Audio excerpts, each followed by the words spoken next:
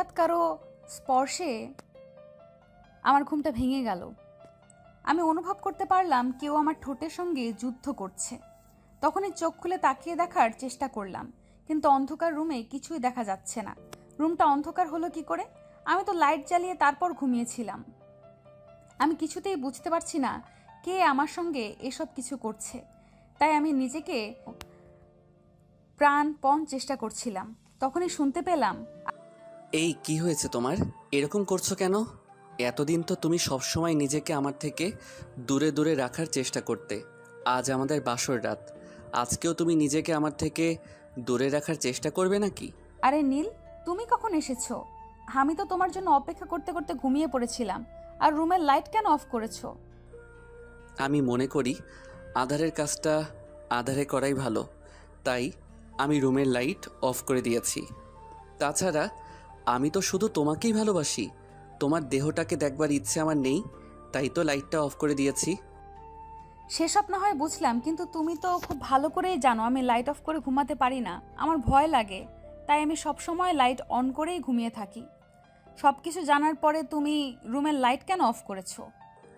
আচ্ছা বাবা, ঠিক আছে, আমি রুমের লাইট জ্বালিয়ে দিচ্ছি, কিন্তু আজ তুমি যত চেষ্টাই করো তোমাকে কিন্তু আমার কাছ থেকে দূরে রাখতে পারবে না। আজ কিন্তু আমি আমার পাওনাটা সুদে আসলে কড়াই গণ্ডাই বুঝে নেব। এই কথা বলতে বলতে নীল বিছানা থেকে নেমে লাইটটা অন করে আর তারপর দরজা জানালাগুলো ভালোভাবে চেক করে আবার বিছানায় চলে আসে। তখনই নেহা বলতে থাকে, কি ব্যাপার, কি হয়েছে? তুমি এখন আবার দরজা জানালা চেক করতে গেলে কেন?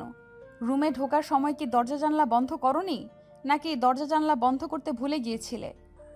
না, সেরকম কোনো বিষয় নয়। আমি দরজা জানালা লাগিয়েছিলাম, কিন্তু তারপরও একবার ভালোভাবে চেক করে নিলাম দরজা জানলা না কিছু খোলা আছে কিনা। যদি খোলা থাকে তাহলে তো আমাদের মান ইজ্জত সব শেষ হয়ে যাবে। হ্যাঁ, সেটা তো আমি খুব ভালো করেই বুঝতে পারছি। এখন তোমার যা করার করে নাও, আমার খুব ঘুম পাচ্ছে, আমাকে ঘুমাতে হবে। একদমই না, আজ আমি তোমাকে কোনোভাবেই ঘুমাতে দেব না। আজ সারা রাত আমি তোমার সঙ্গে রোম্যান্স করব, সারা রাত তোমাকে সজাগ কাটাতে হবে। কিন্তু আমি তো না ঘুমিয়ে থাকতে পারি না, সেটা তুমি খুব ভালো করেই জানো। কারণ আমি যদি না ঘুমিয়ে থাকি তাহলে আমার প্রচণ্ড মাথা ব্যথা শুরু হয়ে যায়। আর আমার মাথা ব্যথা শুরু হলে আমার কি অবস্থা হয় সেটা তো তুমি খুব ভালো করেই জানো। সেটা অবশ্য আমি খুব ভালো করেই জানি, কিন্তু তা বললে কি হবে ম্যাডাম? বাসর রাতে জীবনে একবারই আসে, আর এই রাতের অপব্যবহার আমি করতে চাই না। তাই তোমার একটু কষ্ট হলেও আজকে রাতের পরিপূর্ণতা তো আমাকে দিতেই হবে, তা না হলে কিন্তু আমি মানছি না। ওই কথাটা বলা শেষ করার আগেই নীল নেহাকে তার কাছে টেনে নেয় আর তার কপালে আলতো করে ভালোবাসার পরশ এঁকে দিয়ে বলে, দেখো নেহা, অনেক কষ্টের পর আমি তোমাকে পেয়েছি। অনেক চেষ্টা করেছি বিয়ের আগে তোমাকে একটু কাছে পাবার জন্য, কিন্তু তুমি আমাকে কোনো পাত্তাই দাওনি। বরঞ্চ তুমি সবসময় আমাকে বলেছ যদি আমি তোমাকে বিয়ে করি তাহলে আমি তোমাকে পরিপূর্ণরূপে পাবো। আর এখন তো আমি তোমাকে বিয়ে করেছি, তাহলে আমার কাছে নিজেকে সঁপে দিতে সমস্যাটা কোথায় তোমার, সেটা বলবে? আচ্ছা ঠিক আছে, আমি আর তোমাকে নিষেধ করব না, তোমার যা ইচ্ছে হয় তুমি তাই করো, আমার কোনো সমস্যা নেই। আসলে আমি তোমায় একটু পরীক্ষা করে দেখছিলাম। আমি যদি তোমাকে বলি যে আমি আজও তোমার সঙ্গে শারীরিক সম্পর্কে আবদ্ধ হতে পারবো না, তাহলে তোমার রিয়াকশনটা কেমন হয় সেটা একটু দেখছিলাম আর কি। ও, তার মানে এতক্ষণ ধরে তুমি আমার সঙ্গে ফাইজলামো করছিলে, তাই না? দাঁড়াও, এবার দেখাচ্ছি মজা। এই কথা বলে সঙ্গে সঙ্গে নীল নেহাকে তার আরও কাছে টেনে নিয়ে তার ঠোঁট দুটো চুষতে থাকে। আর অন্যদিকে নেহা সারা শরীরের স্পর্শকাতর স্থানগুলোতে হাত বুলোতে থাকে। নেহা নীলের ছোঁয়া পেয়ে একদম অস্থির হয়ে পড়ছিল। নিজেকে নীলের কাছে সম্পূর্ণরূপে সঁপে দেওয়ার জন্য প্রস্তুত সে। নীল কম যায় কি? সে এই যুগের ছেলে, কোনো কিছু জানে না সেরকম তো নয়। সে এই যুগের ছেলে বলে সব কিছুতেই এক্সপার্ট। সে নেহাকে আদর করতে করতে একদম উত্তেজনার চরম পর্যায়ে নিয়ে যায়। তখন নেহা তাকে বলতে থাকে, নীল প্লিজ, আর এরকম করো না, আমি সহ্য করতে পারছি না। এবার প্লিজ আমার একটু ঠান্ডা হওয়ার বন্দোবস্ত করো, তা না হলে কিন্তু আমি সত্যিই বলছি আমি একদম মরেই যাব। আমি আর সহ্য করতে পারছি না। কেন ম্যাডাম, এখনই আপনার কি হয়েছে? আমি তো সবে মাত্র শুরু করেছি, এখনও তো কিছুই করলাম না, আর এখনই আপনি সহ্য করতে পারছেন না? কি বলছেন আপনি এসব? তাহলে এতদিন যে আপনি আমাকে এতটা ঘোরালেন তার কি হবে? নীল প্লিজ, এখন আর তুমি আমার সঙ্গে এসব বিষয় নিয়ে ফাজলামো করো না। আমি সত্যি বলছি, আমি আর পারছি না। ওকে মাই ডিয়ার সুইটহার্ট, আমি তোমায় আর জ্বালাচ্ছি না। হাজার হোক তুমি আমার বউ বলে কথা। তোমাকে কি আমি একদিনে সবটা খেয়ে ফেলবো নাকি? রেখে রেখে আস্তে আস্তে চুষে চুষে খাবো, মিল্ক ক্যান্ডি চকলেটের মতো। বুঝতে পেরেছো? হ্যাঁ, সেই তোমার যা ইচ্ছে তুমি তাই করো, তাহলে আমার কোনো আপত্তি নেই, কিন্তু এখন আমি সত্যি অস্থির হয়ে পড়েছি। তখন নীল আর কোনো দেরি না করে নেহাকে নিয়ে চলে যায় ভালোবাসার মহাসমুদ্রে। দুজন ভালোবাসার মহাসমুদ্রে ভাসতে ভাসতে সেদিনের রাতটা কাটিয়ে ফেলে। সকালবেলা যখন ঘুম ভাঙে তখন নেহা আর নীল দুজনে একে অপরকে জড়িয়ে ধরে ঘুমাচ্ছিল। নেহা নীলকে ছাড়ানোর জন্য চেষ্টা করছে, কিন্তু নীল তো নেহাকে কোনোভাবেই ছাড়ছে না। এই নীল, কি করছো তুমি? সকাল হয়ে গেছে তো, বাড়ির সবাই হয়তো ঘুম থেকে উঠে গেছে। এবার বিছানা থেকে উঠেও ফ্রেশ হয়ে আসো। চুপচাপ আর একটু শুয়ে থাকো তো। আমার তো আজ বিছানা থেকে উঠতেই মন চাচ্ছে না। আমার তো এখন শুধু মন চাইছে তোমাকে জড়িয়ে ধরে শুয়ে থাকতে। ধ্যাত্তেরি, তুমি না, একদম বেলা হয়ে গেছে, এখনো কেউ ঘুমিয়ে থাকে নাকি? যে ঘড়ির দিকে তাকিয়ে দেখো, একদম সকাল 7টা বেজে গেছে। যদি রুম থেকে বের না হও তাহলে সবাই কি ভাববে বলতে পারো? এই কথা বলে নেহা নিজেকে নীলের বাঁধন থেকে ছাড়াতে চাইছিল। এমন সময় হঠাৎ দরজার বাইরে থেকে কেউ একজন বলছে, এই ভাইয়া ভাইয়া, এইবার ঘুম থেকে উঠবে? সকাল 7টা বেজে গেছে, মা তোমাদের জন্য নাস্তা বানিয়েছি। আমরা সবাই ব্রেকফাস্ট টেবিলে তোমাদের জন্য অপেক্ষা করছে। এবার তো রুম থেকে বের হও, আমিও বান্ধবীটাকে একটু ছেড়ে দাও। এই দেখো, একদম এখানে ইয়ার্কি করতে আসিস না নেহা। তোর বান্ধবী ছিল সেটা বিয়ের আগে, আর এখন আমার সঙ্গে বিয়ে হয়েছে। এখন থেকে নেহাকে ভাবি ডাকবি। সে আমার জানতে ইচ্ছে হয়, আমি তাই রাখবো, কিন্তু তুই এখন রুম থেকে বের হও। তাছাড়া বাবা তোদের দুজনকে কিছু বলবে, সেই জন্য ড্রয়িং রুমে বসে আছে। তাড়াতাড়ি আয় বলছি, তা না হলে কিন্তু আমরা সবাই মিলে তোদের রুমের দরজা ভেঙে ভিতরে ঢুকে যাব বলে দিলাম। তখন নীল আর নেহা কোনো উপায়ান্তর না দেখে বিছানা থেকে নামে আর দুজনে একসঙ্গে ওয়াশরুমে ঢুকে যায়। তখন নেহা নীলকে বলে, কি ব্যাপার, তুমি আমার সঙ্গে ঢুকছো কেন? এখন ওয়াশরুম থেকে বের হও, আমি আগে ফ্রেশ হব, তারপর তুমি ওয়াশরুমে ঢুকবে। একদমই না। তুমি লজ্জা পাচ্ছ তাই তো, কিন্তু লজ্জা পাওয়ার কি আছে? তুমি আমার বিয়ে করা বউ, তোমার সব কিছু দেখার অধিকার আমার রয়েছে। তাই আজ থেকে আমরা দুজন প্রতিদিন একসঙ্গেই গোসল করব। না, একদমই না, আমি তোমার সঙ্গে গোসল করতে পারবো না, আমার লজ্জা লাগবে। তুমি আমার বর, তবে কি হয়েছে? তাই বলে আমার কোনো প্রাইভেসি নেই নাকি? এই কথা বলার পরও যখন নীল ওয়াশরুম থেকে বের হচ্ছিল না তখন নেহা নিজেই ওয়াশরুম থেকে বের হয়ে চলে যেতে চাইল। আর তখনই নীল তাকে হাত ধরে টান দিয়ে একদম নিজের বুকের সঙ্গে মিশিয়ে নিল আর ওয়াশরুমের দরজাটা লাগিয়ে দিয়ে ঝর্ণাটা ছেড়ে দিল। তখনই নেহা তাকে বলতে থাকে, এই কি করছো তুমি? কি তুমি আমার মতো? এই কি করছো কি তুমি? তোমার তো দেখছি লজ্জা শরমের বালাইটুকুও নেই। সবাই নাস্তার টেবিলে অপেক্ষা করছে, কই তুমি তাড়াতাড়ি করে ফ্রেশ হয়ে নাস্তার টেবিলে জয়েন করবে, আর সেটা না করে এখানে উল্টাপাল্টা কাজ করতে এসেছো। এই তুমি সব সময় এভাবে বলো কেন? আমি আবার উল্টাপাল্টা কি কাজ করলাম? আমি তো আমার বউয়ের সঙ্গে রোম্যান্স করছি, আর বিয়ে করা বউয়ের সঙ্গে যখন ইচ্ছে তখনই রোম্যান্স করা যায়, তাতে আমি কারোর কোনো আপত্তি শুনবো না।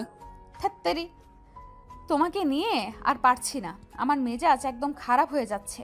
তুমি এখনই তাড়াতাড়ি করে ফ্রেশ হয়ে ওয়াশরুম থেকে বের হও, তা না হলে কিন্তু আমি সত্যি সত্যি আমার মেজাজ খারাপ হয়ে যাবে, তোমাকে বলে দিলাম। তখন কিন্তু তুমি হাজার রিকোয়েস্ট করলেও আর আমার রাগ ভাঙাতে পারবে না। আচ্ছা মহারানী, ঠিক আছে, আপনার রাগ করার কোনো প্রয়োজন নেই। আমি ফ্রেশ হয়ে তারপর বের হয়ে যাচ্ছি, তারপর আপনি ফ্রেশ হয়ে আসুন। আমি আপনাকে আর কোনো বিরক্ত করব না। এই কথা বলে নীল তাড়াহুড়ো করে ফ্রেশ হয়ে ওয়াশরুম থেকে বের হয়ে চলে যায়। আর এরপর নেহা ফ্রেশ হয়ে ওয়াশরুম থেকে বের হয়। সেই ড্রেসিং টেবিলের আয়নার সামনে বসে নিজের চুলগুলো ঠিক করছিল।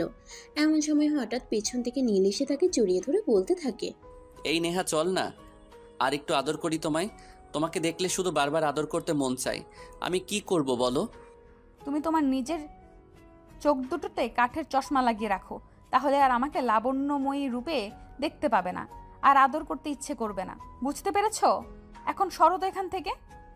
এই কথা বলে নেহা নীলকে মেঝে থেকে ধাক্কা দিয়ে ছাড়িয়ে নেয় আর চুল আঁচড়াতে থাকে। এরপর দুজনে একসঙ্গে রুম থেকে বের হয়। আর রুমের দরজা খুলতেই নিশি তাদের বলে, কি ব্যাপার বান্ধবী? ব্যাপার কি? আমি তো কিছুই বুঝতে পারছি না।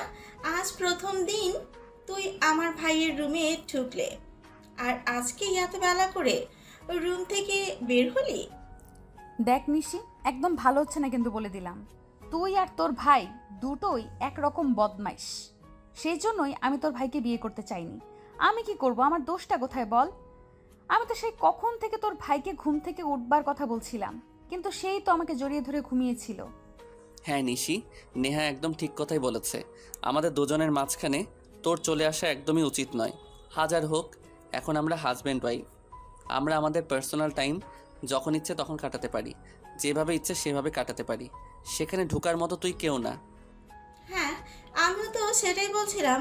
এখন তো আর আমি তোদের দুজনের মাঝখানে ঢুকে পড়ার মতো কেউ নই। যখন দরকার ছিল তখন আমাকে ছাড়া কিছুই বুঝতি না, আর এখন আমি পর হয়ে গেলাম। আরে বান্ধবী, তুই কথাটাকে ওভাবে নিচ্ছিস কেন? আমি কি তোকে ওভাবে কথাটা বলেছি নাকি?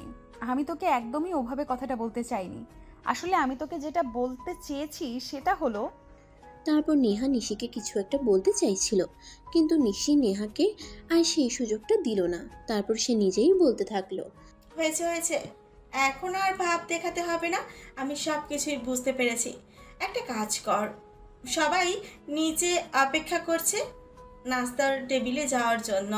নাস্তা খেয়ে আমাদের সবাইকে উদ্ধার কর। নিশির এইরকম আচরণে নেহা মনে মনে অনেকটা কষ্ট পেয়েছে। আর সে কিছুতেই ভাবতে পারছে না নিশি তার সঙ্গে এরকম আচরণ কেন করছে। নিশির সঙ্গে তো তার অনেক ভালো একটা সম্পর্ক ছিল, সেটা নীলের সঙ্গে বিয়ে হওয়ার অনেক আগে থেকে, যখন ক্লাস 9-এ পড়ে তখন থেকে। কিন্তু গতকালকেই তো নীলের সঙ্গে তার বিয়েটা হলো, তাহলে আজকেই কেন নিশি তার সঙ্গে এরকম আচরণ করছে? তাই তার মুখটা একটু কালো হয়ে গেল। তখনই নীল সেটা দেখে ফেলে আর তাকে বলে, কি ব্যাপার নেহা, কি হয়েছে? তুমি মন খারাপ করে রেখেছো কেন? নিশি তোমায় এই কথাটা বলেছে বলে? হ্যাঁ, তুমি একদম ঠিক ধরতে পেরেছ। আসলে তুমি তো খুব ভালো করেই জানো আমি সেই সঙ্গে আমার অনেক দিনের বন্ধুত্বের সম্পর্ক। এর মধ্যে আমাদের দুজনের কোনো দিন মূল্যমালিন্য তো দূরের কথা, কথা কাটাকাটিও হয়নি।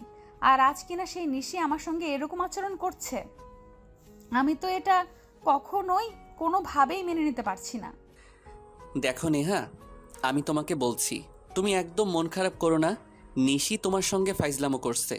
তুমি এতদিন ধরে নিশির সঙ্গে চলাফেরা করলেও যে সেই মন বুঝতে পারোনি, একটু পরেই দেখবে এসে নিজের থেকেই এসে তোমার সঙ্গে ভাব করে নেবে। কিন্তু আমার যেরকমটা মনে হচ্ছে না, কারণ আমার মনে হচ্ছে নিশি আমাকে আপন ভেবে নিতে পারেনি। সে আমাকে নিজের শত্রু মনে করছে।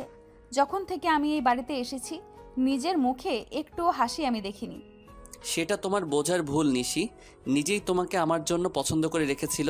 নিশি আমার একমাত্র ছোট বোন, অনেক আদরের ছোট বোন বলতে পারো। আমি ছোটবেলা থেকে নিজেকে অনেক স্নেহ করি, সেই সঙ্গে নিশিও আমাকে অনেক ভালোবাসে। নিশি কখনো আমার কাছে কোনো কিছু আবদার করলে নিজের একটু কষ্ট হলেও আমি তাকে সেটা এনে দেওয়ার চেষ্টা করেছি। আর সেই বোনটা নিজের থেকেই যখন তোমাকে নিজের ভাবি হিসেবে পেতে চাইলো, তখন আর আমি তাকে না করতে পারিনি। সেটা হয়তো শুধু সময়ের জন্য ছিল, কিন্তু এখন তো তুমি দেখতেই পাচ্ছ যখন থেকে আমি এই বাড়িতে এসেছি নিশি একটুও আমার সঙ্গে ভালো আচরণ করছে না, ভালোভাবে কথা বলছে না। কথাটা বলতে বলতে নেহা যেন একদম কেঁদেই দিয়েছিল। কিন্তু নেহাকে কাঁদবার জন্য সেই সুযোগটা না দিয়েই সেখানে নিশি এসে আবার উপস্থিত হয় আর বলতে থাকে, কি ব্যাপার ভাইয়া ভাবি, তোমরা এখনো এখানে দাঁড়িয়ে আছো কেন? আমি সেই কখন তোমাদেরকে ডাকতে এলাম, তাহলে তোমরা আসতে এত লেট করছো কেন? আসতে এত লেট হচ্ছে কেন সেই কথা তুই আমাকে কেন জিজ্ঞাসা করছিস? নেহাকে জিজ্ঞাসা করতে পারিস না? তুই একটু আগে নেহার সঙ্গে যে ব্যবহারটা করেছিস সেটার জন্য নেহা মনে মনে অনেক দুঃখ পেয়েছে। তাই তো সে এখানে দাঁড়িয়ে একদম কান্না করে দিচ্ছিল। কি বলছিস তুই এইসব? আমি তো তোদের সঙ্গে মজা করছিলাম। আর আমি নেহা, তুমি কেমন মেয়ে? এতদিন ধরে আমার সঙ্গে বন্ধুত্ব করছো আর এখনো আমাকে বুঝতে পারলে না? তুমি আমার ভাবি হও, তাই আমি তোমার সঙ্গে একটু মজা করেছিলাম। সেই জন্য তোমাকে এভাবে কেঁদে দিতে হবে নাকি? এটা কি কেউ মজা বলে না? আমি যখন থেকে এই বাড়িতে এসেছি তুমি একবারও ভালো মুখে আমার সঙ্গে কথা বলনি। সব সময় আমাকে খুঁচিয়ে খুঁচিয়ে কথা বলেছো। আমি বুঝতে পেরেছি তুমি আমাকে মেনে নিতে পারছো না। যখন তুমি বুঝতেই পারছো আমি তোমাকে মেনে নিতে পারছি না, তাহলে এখন এই বাড়িতে পড়ে আছো কেন? যে বাড়িতে তোমাকে কেউ মেনে নিতে পারে না, সে বাড়িতে তো থাকার কোনো মানেই হয় না। নিশি, তোমরা আমাকে মেনে নিতে পারবে না সেটা বিয়ের আগে বললেই তো পারতে। তাহলে তো আমি তোমার ভাইকে বিয়েটাই করতাম না। তাছাড়া তুমিও তো খুব ভালো করেই জানো যে তোমার ভাইকে বিয়ে করার সেরকম কোনো আগ্রহ পাবার কখনোই ছিল না। নিতান্ত তোমার পরিবার আমার চাচাকে অনেক জোরাজুরি করেছে বলেই কিন্তু আমার চাচা তোমাদের পরিবারে আমাকে পাঠাতে বাধ্য হয়েছে। আর তুমি তো আমার পরিবারের সম্পর্কে সব কিছুই জানো। যখন আমার পরিবার তোমার ভাইয়ের সঙ্গে আমার বিয়েটা দিয়েই দিয়েছেন, এখন যদি আমি বাড়িতে ফিরে যাই তাহলে কি আমার বাড়ির কেউ আমাকে অ্যাকসেপ্ট করবে? খুবই দুঃখের ব্যাপার। আমি আসলে ভাবতেই পারছি না তোমার জন্য আমার কি করা উচিত। তুমি বাড়িতে ফিরে গেলে তোমার বাড়িতে কেউ মেনে নিবে না, তোমাকে বাড়িতে কেউ জায়গা দিবে না। তাহলে তুমি যাবে কোথায়? একটা কাজ করো, শহরের বাইরে আমাদের একটা বাংলো বাড়ি আছে, সেখানে কেউ থাকে না। তুমি কয়েকদিনের জন্য ওখানে চলে যাও, তারপর একটা বন্দোবস্ত করে যেখানে ইচ্ছে চলে যেও। নীল, এসব তোমার বোন কি বলছে? তুমি কি আমাকে এই প্রতিশ্রুতি দিয়ে বিয়ে করেছিলে? তোমার পরিবারের মানুষ আমাকে মেনে নিতে পারবেই না সেটা তুমি আমাকে বিয়ের আগে বললেই পারতে। তোমাকে আমি বিয়েটাই করতাম না। কেন আমার জীবনটাকে নিয়ে এইভাবে ছিনিমিনি খেলেছো? আমি তো কিছুই বুঝতে পারছি না। আল্লাহ তোমাদের দুজনের জ্বালায় আমি আর নিতে পারছি না। তোমরা দুজনে এখন দয়া করে এসব নাটক বন্ধ করো আর নাস্তার টেবিলে চলো। আর নিশি, তোকে বলছি, একদম কিন্তু এখন বাড়াবাড়ি করে ফেলেছিস। এখন যদি এই সব কিছুর পরিসমাপ্তি না ঘটাস তাহলে কিন্তু আমি মায়ের কাছে বিচার দেব। তারপর কি হবে সেটা কিন্তু তুই খুব ভালো করেই জানিস। ওকে ফাইন, ঠিক আছে, আমি আর ফাজলামো করছি না। নেহা প্লিজ এবার নাস্তার টেবিলে চলো। তোমার এইসব ন্যাকামো আমি আর নিতে পারছি না। আমি আসলেই বুঝতে পারছি না আমার সঙ্গে এসব কি হচ্ছে। আমি ন্যাকামো আবার কোথায় করলাম? তোমরা আমাকে যা বলছো আমি তো তাই করছি। তাহলে আর কি বলছি? বলছি তো, তোমাদের যদি আমাকে মেনে নিতে সমস্যা হয় তাহলে বলো, আমি চলে যাই। এই মেয়ে, তোমার এত বড় সাহস! শুধু বারবার বলছো তুমি চলে যাবে চলে যাবে। তুমি চাপ এটা কোথায় সেটা বলতে পারো? যদি কোথাও থাকার জায়গা না পাই তাহলে রাস্তায় থাকবো। আর এখন তো অনেকেরই ভিটে বাড়ি নেই, তারা তো রাস্তায় দিন কাটায়। তাহলে আমি রাস্তায় থাকতে সমস্যাটা কোথায়? আর যদি একটা কথা বলো তাহলে কিন্তু আমি থাপড়াতে থাপড়াতে তোমার সব কটা দাঁত ফেলে দিব বলে দিলাম। এখন আর এসব ইয়ার্কি মার্কা কথাবার্তা আমি নিতে পারছি না। আর নিশি, তোকে বলছি, এসব যদি এখন তুই বন্ধ না করিস তাহলে কিন্তু তোর পিঠে কয়টা পড়বে তার কোনো গ্যারান্টি নেই। তুই আমাকে দোষ দিচ্ছিস কেন? তোর বউকে কিছু বলতে পারছিস না? তোর বউ এই যে এত ন্যাকামি করছে, তোর বউয়ের বেলায় কিছুই না, আমি করলেই যত দোষ, তাই না? এই নেহা শোন, আমি আর তোমাদের সঙ্গে কোনো কথাই বলবো না। এবার খুশি তো তোমরা? নিশি প্লিজ, আমি তোমাকে রিকোয়েস্ট করে বলছি, তুমি আমার সঙ্গে এরকম ব্যবহার করো না। তুমি আমার সঙ্গে এরকম ব্যবহার করলে এটা আমি মেনে নিতে পারবো না। দেখো, তোমরা চেয়েছিলে বলেই তোমার ভাইয়ের সঙ্গে আমার বিয়েটা হয়েছে। নয়তো যে তোমার ভাইকে বিয়েটা করার কোনো আগ্রহ আমার ছিল না সেটা তোমরা খুব ভালো করেই জানো। হ্যাঁ, আমি সব কিছুই জানি, কিন্তু তুমি যে ডুবে ডুবে জল খেয়েছো সেটা তো আমি জানতাম না। আমি তো আর কোনোভাবেই জানতাম না তুমি আগে থেকে আমার ভাইকে পছন্দ করতে, শুধু মুখে বলার অপেক্ষায় ছিলে। নিশি আর নেহা দুজনে প্লিজ চুপ করো। আমি তোমাদের এসব আর সহ্য করতে পারছি না। আমি এক্ষুনি আম্মুকে ডাক দিয়েছি। দাঁড়াও। আম্মু, আম্মু, একবার এদিকে আসো। কি ব্যাপার নীল, কি হয়েছে? আমাকে ডাকছিস কেন? আমি তো সে কখন থেকে তোদেরকে ডাকছি নাস্তা খেতে আসার জন্য। আম্মু, আগে তুমি তোমার মেয়ে আর বৌমাকে সামলাও। আমি এদের দুজনকে সামলাতে পারছি না। আমার জাস্ট অসহ্য লাগছে। দুইটা শয়তানের হাড্ডি কোথা থেকে এক হয়েছে আমি কিছুতেই বুঝতে পারছি না। আমার মেয়ে আর আমার বৌমা কি করেছে? আমি যতদূর জানি আমার মেয়ে আর বৌমা যথেষ্ট ভালো, কিন্তু তুই এমনভাবে বলছিস যেন তারা মহাভারত শুদ্ধ করে ফেলেছে। সে তোমার মেয়ে, বৌমা মহাভারত অশুদ্ধ করেছে নাকি শুদ্ধ করেছে সেটা ওদের কাছে জিজ্ঞাসা করো না, আমাকে কেন বলছো? তোমার মেয়ে আর বৌমা কি করেছে সেটা তাদের কাছে জিজ্ঞাসা করলেই তো পারো। তখন নীলের মা বলে, আচ্ছা ঠিক আছে, তুই দাঁড়া, আমি ওদের দুজনকে জিজ্ঞাসা করছি কি হয়েছে। এই কথা বলে নীলের মা নিশিকে জিজ্ঞাসা করে। কি ব্যাপার নিশি, কি হয়েছে? ঘটনাটা কি আমাকে একটু খুলে বলতো, আমি শুনি। আমি তো তোদের কথা আগাগোড়া কোনো কিছুই বুঝতে পারছি না। তাছাড়া তোরা যে কেন এসব কিছু করিস আমি সেটাও বুঝতে পারি না। মা আসলে বিষয়টা সেরকম কিছুই না, আমি ভাবির সঙ্গে একটু মজা করছিলাম, আর ভাবি সেটা বুঝতে না পেরে এমন অবস্থা করেছে। আসলে তাকে তো আমি আমার বান্ধবী থেকে ভাবি বানিয়েছি, তাই একটু মজা করছিলাম আর কি, কিন্তু সেটা বুঝতে পারেনি। দেখ, মেয়েটা এমনিতেই আপসেট। আমি চাই না তোদের মধ্যে কেউ এই মেয়েটাকে কোনোভাবে কোনো প্রকার বিরক্ত করুক। আর নেহা, তোমাকে বলছি, তুমি এদের কথা একদম কান দেবে না।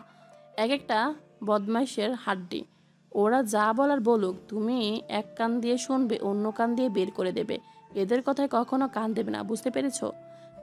হ্যাঁ আন্টি, আমি বুঝতে পেরেছি। এখন চলুন ব্রেকফাস্ট টেবিলে, আমারও খুব ক্ষুধা পেয়েছে। হ্যাঁ, সবাই চলো। ব্রেকফাস্ট টেবিলে অনেকক্ষণ ধরে নাস্তা নিয়ে অপেক্ষা করছি, এখন আর অপেক্ষা করতে পারবো না। আর হ্যাঁ বৌমা, আজ কিন্তু তোমার এই বাড়িতে প্রথম দিন বলে ছাড়া পেয়ে গেছো। আগামীকাল থেকে সকালের নাস্তাটা কিন্তু সবার জন্য তোমাকে বানাতে হবে। আমি কিন্তু আর কাল থেকে সকাল সকাল ঘুম থেকে উঠবো না। আরে আম্মু, এসব তুমি কি বলছো? নেহা এই বাড়ির নতুন বউ। নেহা এখনো কোনো কিছু বুঝে উঠতেই পারেনি, আর সেখানে তুমি বলছো রান্না করতে হবে। এই মেয়ে রান্নার রটা জানে তো? শোনো নীল, আমি তোমার মা, আমি সব কিছু জানি কে কী করতে পারে আর কে কী করতে পারে না। নেহার ওপর আমার সম্পূর্ণ ভরসা আছে। তাছাড়া আমিও একটা মেয়ে মানুষ। আমি যখন বিয়ে করে এ বাড়িতে এসেছিলাম তখন আমি কোনো কিছুই জানতাম না। আর তোমাদের বাড়িতে যখন আমাকে পালকি থেকে নামানো হলো তখনই তোমার দাদু মানে আমার শাশুড়ি মা আমাকে রান্না করতে বলেছিলেন। আমি সেদিনই রান্না করে সবাইকে খাইয়েছিলাম। ঠিক আছে আম্মু, আপনি কোনো চিন্তা করবেন না। আপনি আমার পাশে থাকলে সব কিছুই করতে পারবো, আমার কোনো সমস্যা হবে না। শুধু আমাকে একটু সহযোগিতা করলেই হবে। আপনি তো জানেন যে আমার মা বেঁচে নেই, তাই রান্না বান্না টুকটাক করেছি। তারপর কথা বলতে বলতে একে একে সবাই ব্রেকফাস্ট টেবিলে চলে যায়। নাস্তা শেষ করে যে যার যার মতো তার রুমে চলে যায়। আর এদিকে নেহা রুমে আসতেই নীল রুমের দরজাটা লাগিয়ে দেয়। তখনই নেহা বলে, কি ব্যাপার, তুমি এখন আবার দরজা বন্ধ করলে কেন? তোমার মাথায় আবার কোনো কুমতলব ঘুরছে নাকি? দেখো, একদম ওসব কুমতলব দেখাতে এসো না, তাহলে কিন্তু খারাপ হবে বলে দিলাম। তাই নাকি? কি খারাপ হবে বলো শুনি। তুমি আমার বিয়ে করা বউ, আর তোমার সঙ্গে আমি যে কোনো সময় রুমের দরজা বন্ধ করতেই পারি। এতে খারাপ হওয়ার কি আছে বলো তো? তাই নাকি? কি খারাপ হবে বলো শুনি। তুমি আমার বিয়ে করা বউ, আর তোমার সঙ্গে আমি যে কোনো সময় রুমের দরজা বন্ধ করতেই পারি। এতে খারাপ হওয়ার কি আছে বলো তো? হ্যাঁ মিস্টার, এটা আমি খুব ভালো করেই জানি যে আমি আপনার বিয়ে করা বউ, কিন্তু তাই বলে আপনি যখন তখন রুমের দরজা বন্ধ করবেন, এটা তো হতে পারে না। আপনি আমাকে বিয়ে করেছেন বলে কিনে নিয়েছেন, এরকম চিন্তাভাবনা বাদ দিন মন থেকে। আমি আপনার বিয়ে করা বউ, কিন্তু টাকা দিয়ে কিনে নেওয়া দাসী নই। আপনি যখন তখন আমাকে বিছানায় ডাকতে পারেন না। তোমাদের মেয়েদেরকে আমার শুধুমাত্র এই একটা কারণেই পছন্দ নয়, কারণ তোমরা বোঝো ঠিকই, কিন্তু একটু বেশি বোঝো। কখন কোথায় কি হবে না হবে সেসব কিছু না জেনে শুনে তোমরা কমেন্ট করতে থাকো। আমি রুমের দরজা বন্ধ করেছি বলেই যে তোমাকে বিছানায় ডাকবো, এমনটা তোমাকে কে বলেছে শুনি? তাহলে তুমি রুমের দরজা বন্ধ করলে কেন এই অসময়ে? এভাবে কেউ রুমের দরজা বন্ধ করে? দেখো, তুমি আমার বিয়ে করা বউ। আমি রুমের মধ্যে তোমার সঙ্গে কি করব না করব সেটাকে অন্য কাউকে দেখানোর ইচ্ছে আছে নাকি বলো? তোমার আর আমার মধ্যে কিছু প্রাইভেসি থাকবে না? আচ্ছা ঠিক আছে, আমার ভুল হয়ে গেছে, আমাকে এবারের মতো ক্ষমা করে দাও। আমি নেক্সট আর কখনো তোমাকে এইভাবে কথা বলবো না। এবার হ্যাপি তো? এই কথা বলে নেহা চুপচাপ বিছানার উপর বসে থাকে। আর এদিকে নীল ড্রেসিং টেবিলের ড্রয়ার থেকে একটা গিফট বক্স বের করে আনে আর সেটা নেহার হাতে তুলে দিয়ে বলতে থাকে, এটা স্পেশালি তোমার জন্য, দেখো তো পছন্দ হয়েছে কিনা। যদি পছন্দ না হয় তাহলে আজ বিকেলে তোমাকে নিয়ে বের হব, আর তোমার পছন্দ মতোই কিনে দেব। তুমি আমাকে কিছু গিফট করবে, সেটা আমার পছন্দ হবে না এমনটা হয় নাকি বলো? অবশ্যই আমার পছন্দ হবে। যাই হোক, এটা এখন রেখে দাও, রাতে দেখব। এখন আমার শরীরটা একটু টায়ার্ড লাগছে, একটু ঘুমিয়ে নেই। তারপর আজ দুপুরে সবার জন্য নিজের হাতে খাবার তৈরি করব। ওরে বাবা রে বাবা, আমি তো দেখছি আমার মায়ের সঙ্গে সঙ্গে তোমার মাথাটাও খারাপ হয়ে গেছে। তুমি এই বাড়ির নতুন বউ, এখনই তোমাকে রান্না করে ঢুকতে হবে না? তাছাড়া আমি তো 3 মাসের ছুটিতে দেশে এসেছি, তাই না? 3 মাস পর তো আবার দেশের বাইরে চলে যেতে হবে। তখন তো আর আমি আমার বউকে কাছে পাবো না। আর অলরেডি 1 মাস সময় চলে গেছে। বাকি যে কয়দিন আমি বাংলাদেশে আছি, এই কয়দিন তোমাকে আমার কাছাকাছি থাকতে হবে। এরপর নীল আর নেহা গল্প করতে শুরু করে। আর ঠিক 15 মিনিট পরেই দরজায় কেউ নক করে। এই ভাইয়া ভাইয়া, একটু আগে তো ঘর থেকে বের হলি, আর এখন আবার রুমের দরজা বন্ধ করছিস কেন? তোদের কি দরজাটা খোলা রাখতে একটু মন চায় না নাকি? আমিও তোমার ভাইকে সেটাই বলছিলাম, কিন্তু উল্টে তোমার ভাইয়া আমাকে আরো 5টা কথা শুনিয়ে দিল। তো আমি কি করব বলো? এই কথা বলতে বলতে নেহা বিছানা থেকে উঠে গিয়ে দরজাটা খোলে। আর দরজা খোলা মাত্রই নিশি রুমের ভিতরে প্রবেশ করে। রুমে এসেই নিশি নেহাকে বলতে থাকে। তোমার মতো সুন্দরী বউ যার আছে, সে কি আর রুমের দরজা খোলা রাখবে নাকি? হাজার হোক প্রবাসীর বউ বলে কথা, সে তো আবার কয়দিন পরেই চলে যাবে। নিশি, তোকে এই সময়ে আমার রুমে আসতে কে বলেছে বলতো? তোর কি আক্কেল জ্ঞান বলতে কোনোদিনও কোনো কিছু হবে না, নাকি তুই আমাকে জ্বালাতন করবার জন্যই এই সব কিছু করিস বলতো? তুই আমার বান্ধবীকে নিয়ে রুমের মধ্যে রোম্যান্স করবি, আর আমি কি দূরে বসে থাকবো নাকি? আমাকে একটা বিয়ে দিচ্ছিস না কেন? আমাকে বিয়ে দিয়ে দিলেই তো আর আমি তোদেরকে বিরক্ত করতে আসি না, তাই না? ও তাই নাকি ম্যাডাম? আপনারও বুঝি এবার বিয়ে করার সবচেয়ে গেছে। একদম চর মেরে সব কটা দাঁত ফেলে দিব। এক্ষুনি আমার রুম থেকে বের হওয়ার, চুপচাপ নিজের রুমে গিয়ে পড়তে বসো। নিজে বিয়ে করে বউকে নিয়ে রোম্যান্স করতে পারবে, সেখানে কোনো সমস্যা নেই। কিন্তু যে না আমি বললাম আমাকে বিয়ে দিতে, অমনি ওনার সমস্ত সমস্যা এসে হাজির হয়ে গেল। উনি আমার দাঁত ফেলে দিচ্ছেন। এরে বাবা রে নিশি বোন আমার, তুমি কোনো চিন্তা করো না। ওই যে তোমার 36 নাম্বার বয়ফ্রেন্ড আছে না, ওর সঙ্গে আমি কালকেই কথা বলবো আর তোমার বিয়ের বন্দোবস্ত করব। এই কথা শোনা মাত্রই তো নীলের মাথায় তো একদম চক্কর দেওয়ার মতো অবস্থা। কারণ সে আজ পর্যন্ত একটা প্রেমও করলো না। আর সেখানে 36 নাম্বার বয়ফ্রেন্ড। নেহা কি এই কথাটা তার সঙ্গে মজা করে বলছে, নাকি আইক্কা আলা বাস দেওয়ার জন্য বলছে? এই কথাটা কোনোভাবেই নিশি বুঝতে পারছে না। তাই নিশি নেহাকে বলল। আচ্ছা নেহা, একটা কথা বলো তো, আমি কিন্তু তোমার কথাটা কোনোভাবেই বুঝতে পারছি না। তুমি আমার 36 নাম্বার বয়ফ্রেন্ড বলতে কি বোঝাতে চাইছো? বয়ফ্রেন্ড মানে বয়ফ্রেন্ডের কথা বলছি। আমি কেন? তুমি কি তোমার বয়ফ্রেন্ড সম্পর্কে অবগত নও নাকি? প্রেম করতে পারো তখন কোনো সমস্যা নেই, আর বিয়ে করতে গেলে যত সমস্যা। যখন প্রেম করে ওই মানুষটাকে বিয়েই করতে পারবে না, তাহলে প্রেম করতে যাও কেন বলো তো? নেহা প্লিজ এবার বন্ধ করো, আমার কিন্তু এখন আর ভালো লাগছে না। তুমি এভাবে আমাকে পচাচ্ছ কেন? তুমি খুব ভালো করেই জানো আমার কোনো বয়ফ্রেন্ড নেই, সেখানে তুমি 36 নম্বর বয়ফ্রেন্ড কোথা থেকে জোটাচ্ছ? আমি সেটাই বুঝতে পারছি না। তখন নেহা বলতে থাকে, সকালবেলা তুমি আমার সঙ্গে যেটা করলে আমিও তোমার সঙ্গে সেটাই করলাম।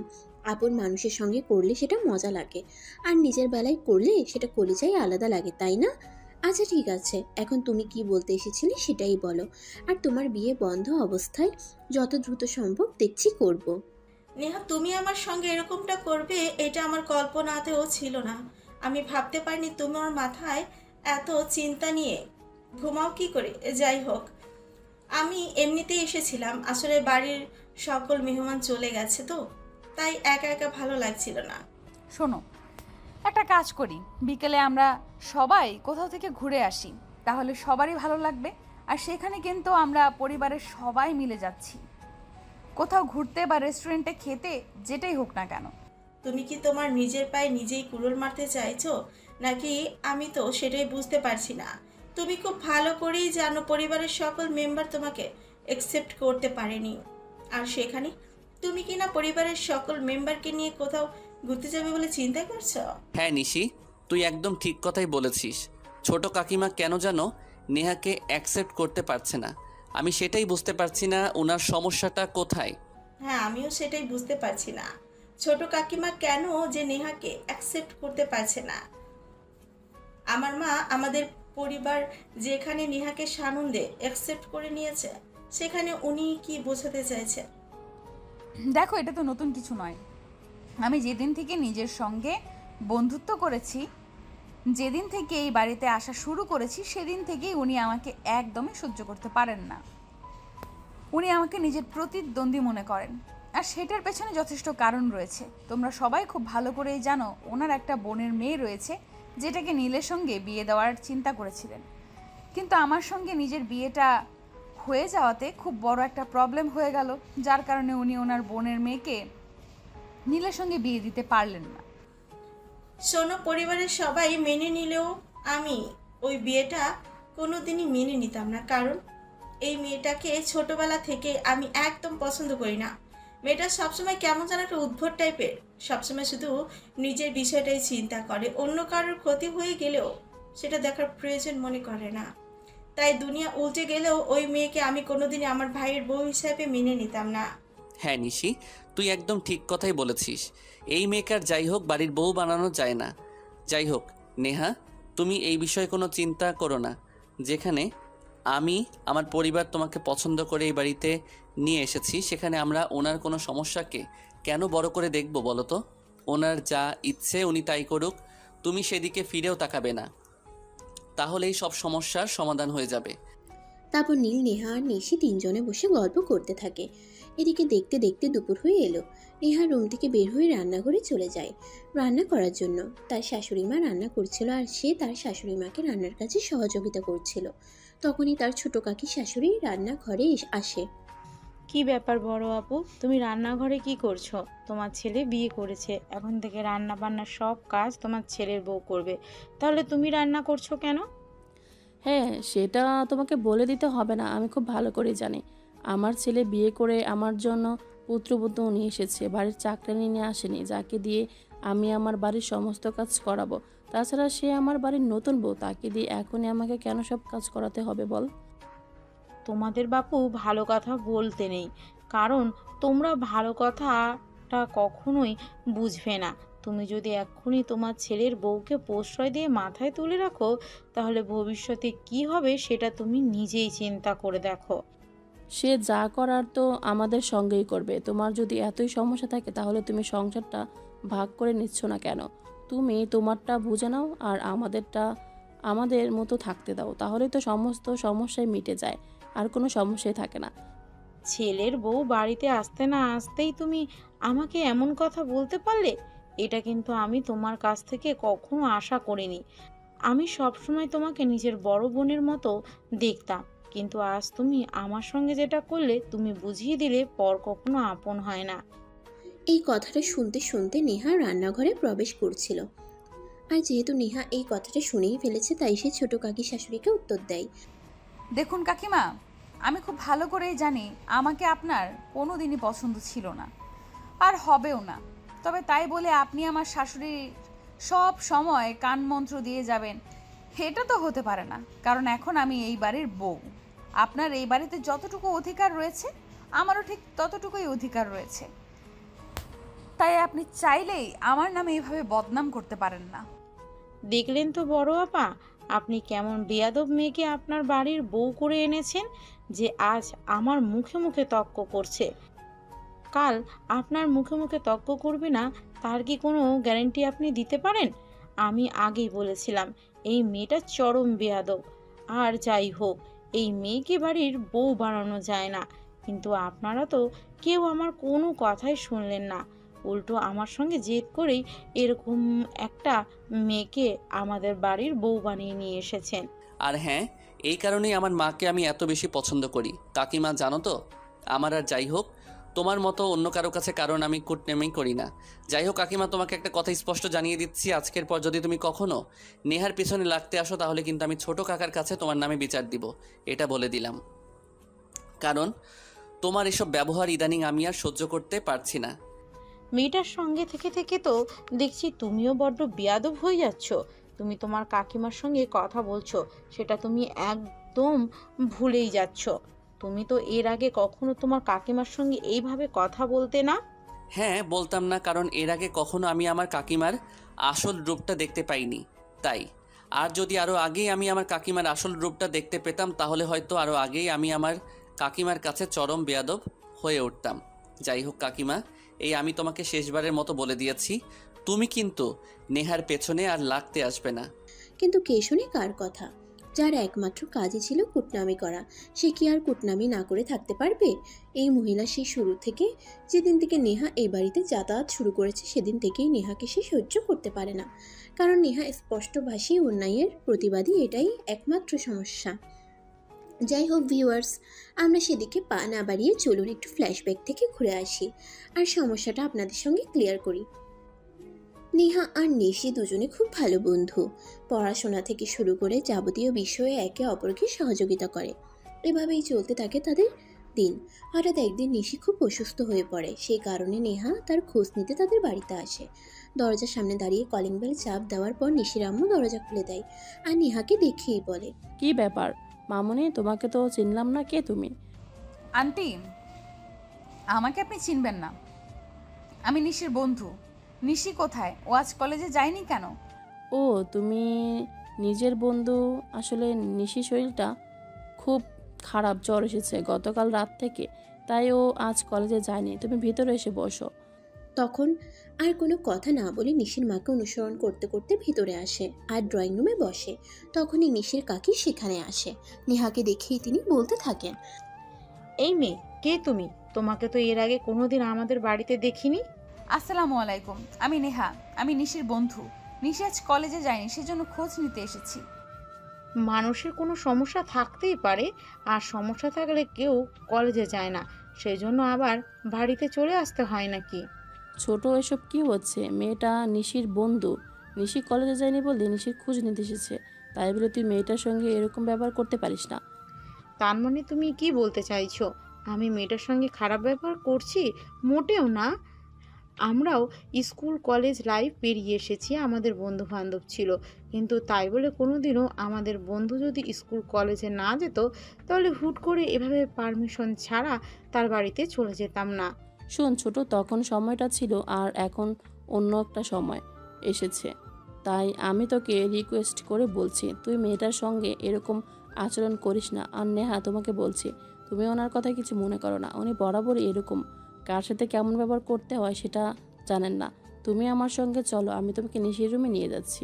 তখন নেহা আর কোনো কথা না বলে চুপচাপ নিশির মায়ের পেছনে পেছনে নিশির রুমে চলে আসে। নেহাকে দেখেই তো নিশি লাফ দিয়ে বিছানা থেকে উঠে বসে বলতে থাকে, আরে দোস্ত, তুই আমার বাড়িতে চলে আসলে কিভাবে? আমি তো কোনোদিন তোকে আমার বাড়ির ঠিকানাই দেইনি, তাহলে চিনলি কিভাবে? বুঝি না বাপু, এই মেয়ের পা কত লম্বা, আর এই মেয়ের মা বাবা কেমন? এত বড় একটা মেয়েকে এলাকায় ছেড়ে দিয়েছে ঘুরে বেড়ানোর জন্য। কাকিমা, তোমাকে এখানে আসার কথা কে বলেছে? সে আমার বন্ধু, আমার সঙ্গে দেখা করতে আসতেই পারে, তাতে তোমার কোনো সমস্যা থাকার কত কথা নয়। তাহলে তুমি তার সঙ্গে এরকম ব্যবহার কেন করছো? নিশি, তুই এখনো অনেক ছোট, তাই আমি আশা করব তুই বড়দের মুখে মুখে কোনো কথা বলবি না, আর আমাদের সঙ্গে তো একদমই বড় বড় কথা বলবি না, কারণ আমি তোর কাকিমা হই। আমার সঙ্গে ভদ্রভাবে কথা বলবি। হ্যাঁ সেটাই, তুমি আমার কাকিমা বলি এখনো এখানে দাঁড়িয়ে এত বড় বড় কথা বলতে পারছো। তুমি যদি আমার কাকিমা না হয়ে অন্য কেউ হতে, তাহলে এতক্ষণে আমি ঘাট ধাক্কা দিয়ে আমার রুম থেকে বের করে দিতাম, আমার বন্ধুর সঙ্গে খারাপ ব্যবহার করার কারণে। তখন নিশির কাকিমা মুখটা ভার করে সেখান থেকে চলে যায়। এটা দেখে নেহা বলতে থাকে, নিশি, উনি তোর কাকিমা হয়, তুই ওনার সঙ্গে এরকম খারাপ আচরণ কেন করলি বলতো? আমি তো একটু পরেই চলে যাব, উনি তো তোদের বাড়িতে থাকবেন, তাই আমার মনে হয় তুই কাজটা ঠিক করিসনি। যোগ্য পাত্রের যোগ্য জবাব দিয়েছি বলেই ভুল করেছি নাকি? শোন, আমার কাকিমা বরাবরই এরকম, উনি ভালো মানুষদের একদমই সহ্য করতে পারে না, তাই আজকে আমার মেজাজটা খারাপ হয়ে গেছিল, সেই জন্যই ওনাকে আমি খটখট উত্তর দিয়েছি। যাই হোক নিশি, এখন এইসব কিছু বাদ দে, এখন বল তোর শরীর কেমন আছে? তুই কলেজে যাসনি, সেই জন্যই আমার খুব টেনশন হচ্ছিল। আমি তোদের এলাকার অনেকের কাছ থেকে খোঁজ নিয়ে তারপর এখানে এসেছি। আমি তো ভেবেছিলাম হয়তো তোদের বাড়ি খুঁজেই পাবো না।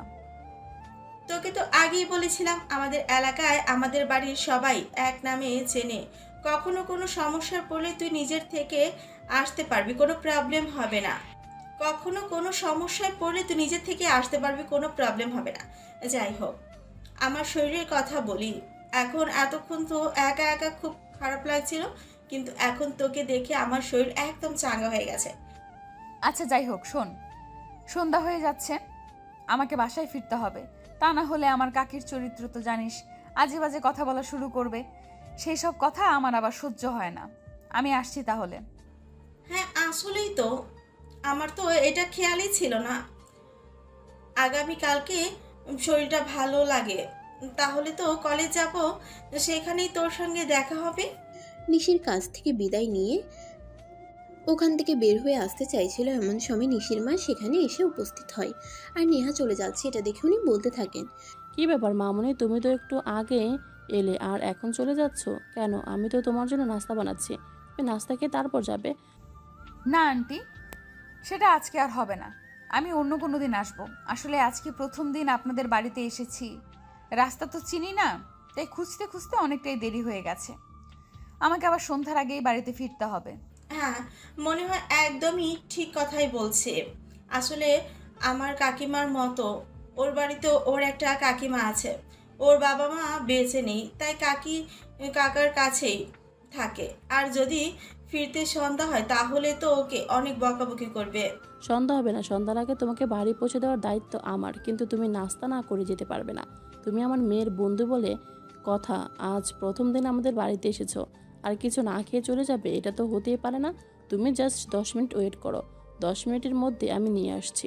এই কথা বলে নিশির আম্মু নিশির রুম থেকে বের হয়ে কিচেনে চলে যান। তারপর কিছুক্ষণ পর নেহার জন্য নাস্তা নিয়ে রুমে আসেন। নিশি আর নেহা দুজনে একসঙ্গে নাস্তাটা সেরে নেয়। আর এদিকে নাস্তা শেষ হলে নেহা নিশির মাকে বলে, আন্টি, আমি তো আপনার কথা রাখলাম, আর এদিকে দেখতে দেখতে সন্ধ্যা হয়ে আসছে। এখন আমি বাড়ি ফিরবো কিভাবে সেটা বলেন তো? সে ব্যবস্থা আমি আগেই করে রেখেছি, সে নিয়ে তোমাকে চিন্তা করতে হবে না। তুমি নিচে এসো, আমি আমার ছেলেকে বলে রেখেছি, সে তোমাকে বাইকে করে তোমার বাড়িতে পৌঁছে দিয়ে আসবে। তারপর নেহা নিশির কাছ থেকে বিদায় নিয়ে নিচে চলে আসে। আর নিচে এসে দেখতে পায় নিশির বড় ভাই সেখানে বসে আছেন, বসে বসে মোবাইল টিপাটিপি করছে। এমন সময় নিশির মা নিশির বড় ভাইকে বলেন, নীল, তুমি এখনই নেহাকে তার বাড়িতে পৌঁছে দিয়ে আসো, একদম সন্ধ্যার আগে পৌঁছে দেবে কিন্তু। মায়ের কথা শুনে নীল মাথা তুলে তাকায়। আর চোখের সামনে নেহাকে দেখতে পেয়ে সে যেন একদম স্তব্ধ হয়ে যায়, কারণ নেহা এতটাই সুন্দরী ছিল। শুধু নীল কেন, পৃথিবীর যে কোনো ছেলে নেহাকে দেখলে প্রথম দেখাতেই প্রেমে পড়ে যাবে, এরকম একটা অবস্থা। সেজন্য নীল হা করে নেহার দিকে তাকিয়েছিল। নীলের এভাবে তাকিয়ে থাকাটা তার মায়ের চোখ এড়াতে পারে নাই, তাই তার মা বলে, নীল, তোমাকে আমি কিছু বলছি, আমি তোমাকে বলছি নেহাকে তার বাড়িতে পৌঁছে দিয়ে আসবে। হ্যাঁ আম্মু, আমি যাচ্ছি, এক্ষুনি যাচ্ছি। আমি নেহাকে তার বাড়িতে পৌঁছে দিয়ে তারপরে বাড়ি আসবো। তোমাকে কোনো চিন্তা করতে হবে না নেহা, প্লিজ আমার সঙ্গে চলুন। তখন নেহা আর কোনো কথা না বলে নীলকে অনুসরণ করতে থাকে। বাড়ির বাইরে এসে নীল বাইক স্টার্ট করে আর নেহাকে পেছনে বসতে বলে। নেহা পিছনে বসে একটু দূরেই নিজেকে রেখেছিল। তখন নীল বলে, আরে ম্যাডাম, আপনি এত দূরে বসেছেন কেন? আমাকে একটু ধরে বসুন, তা না হলে রাস্তাঘাটের যে অবস্থা, আপনি পড়ে যাবেন তো। তখন তো আবার আপনার কোমর ভেঙে গেলে আমাকে সমস্যায় করতে হবে। না, সেরকম কিছুই হবে না। আপনি বাইক চালান, আমি নিজেকে সেফ রাখতে পারবো। আমাকে নিয়ে আপনার কোনো চিন্তা করতে হবে না। আপনি যত দ্রুত সম্ভব আমাকে শুধু বাড়িতে পৌঁছে দিন, তাহলেই হবে। আমার অন্য কিচ্ছু লাগবে না। নীল বুঝতে পারলো নেহা একটু আনইজি ফিল করছে, তাই সে নেহাকে আর কিছুই বলল না, বাইক চালাতে থাকলো। রাস্তার মাঝে হঠাৎ একটা ম্যানহোলের ঢাকনার সঙ্গে ধাক্কা লেগে যায়। আর তখনই নেহা একদম ছিটকে পড়ে যাচ্ছিল। তখনই নীল বলতে থাকে, কি ব্যাপার ম্যাডাম, আমি যে তখন আপনাকে বললাম আমাকে ধরে বসুন, ধাক্কা খেয়ে পড়ে যাবেন, কিন্তু তখন তো আপনি আমার কোনো কথাই শুনলেন না। এখন তো আরেকটু হলে পড়ে যাচ্ছিলেন, তখন কাকে দোষ দিতেন?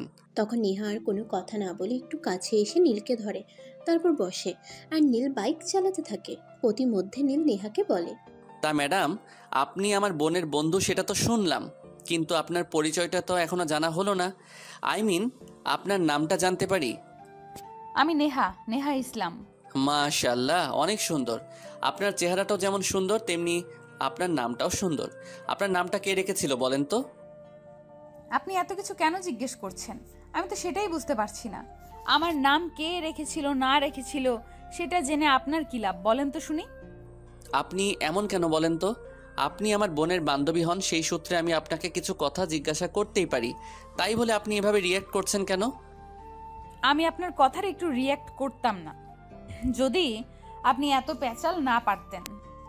আপনি আমার নাম জিজ্ঞেস করেছেন, আপনি আমার নাম জিজ্ঞেস করেছেন, আপনাকে আমার নাম বলে দিয়েছি, কিন্তু তারপরও আপনি এত পেঁচাল কেন পারছেন সেটা বলেন তো। আচ্ছা বাবা, ঠিক আছে, আমার ঘাট হয়েছে।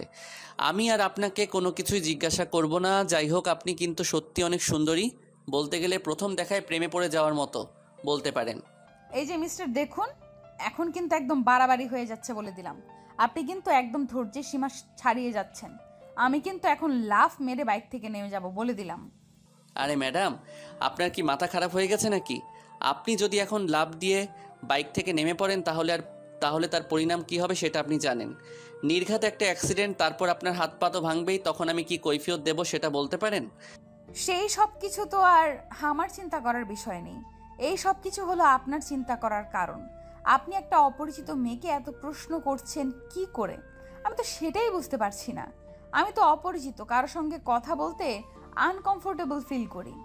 সেটা অবশ্য ঠিক আছে, কিন্তু আমি তো আপনার এত পরিচিত কেউ নই।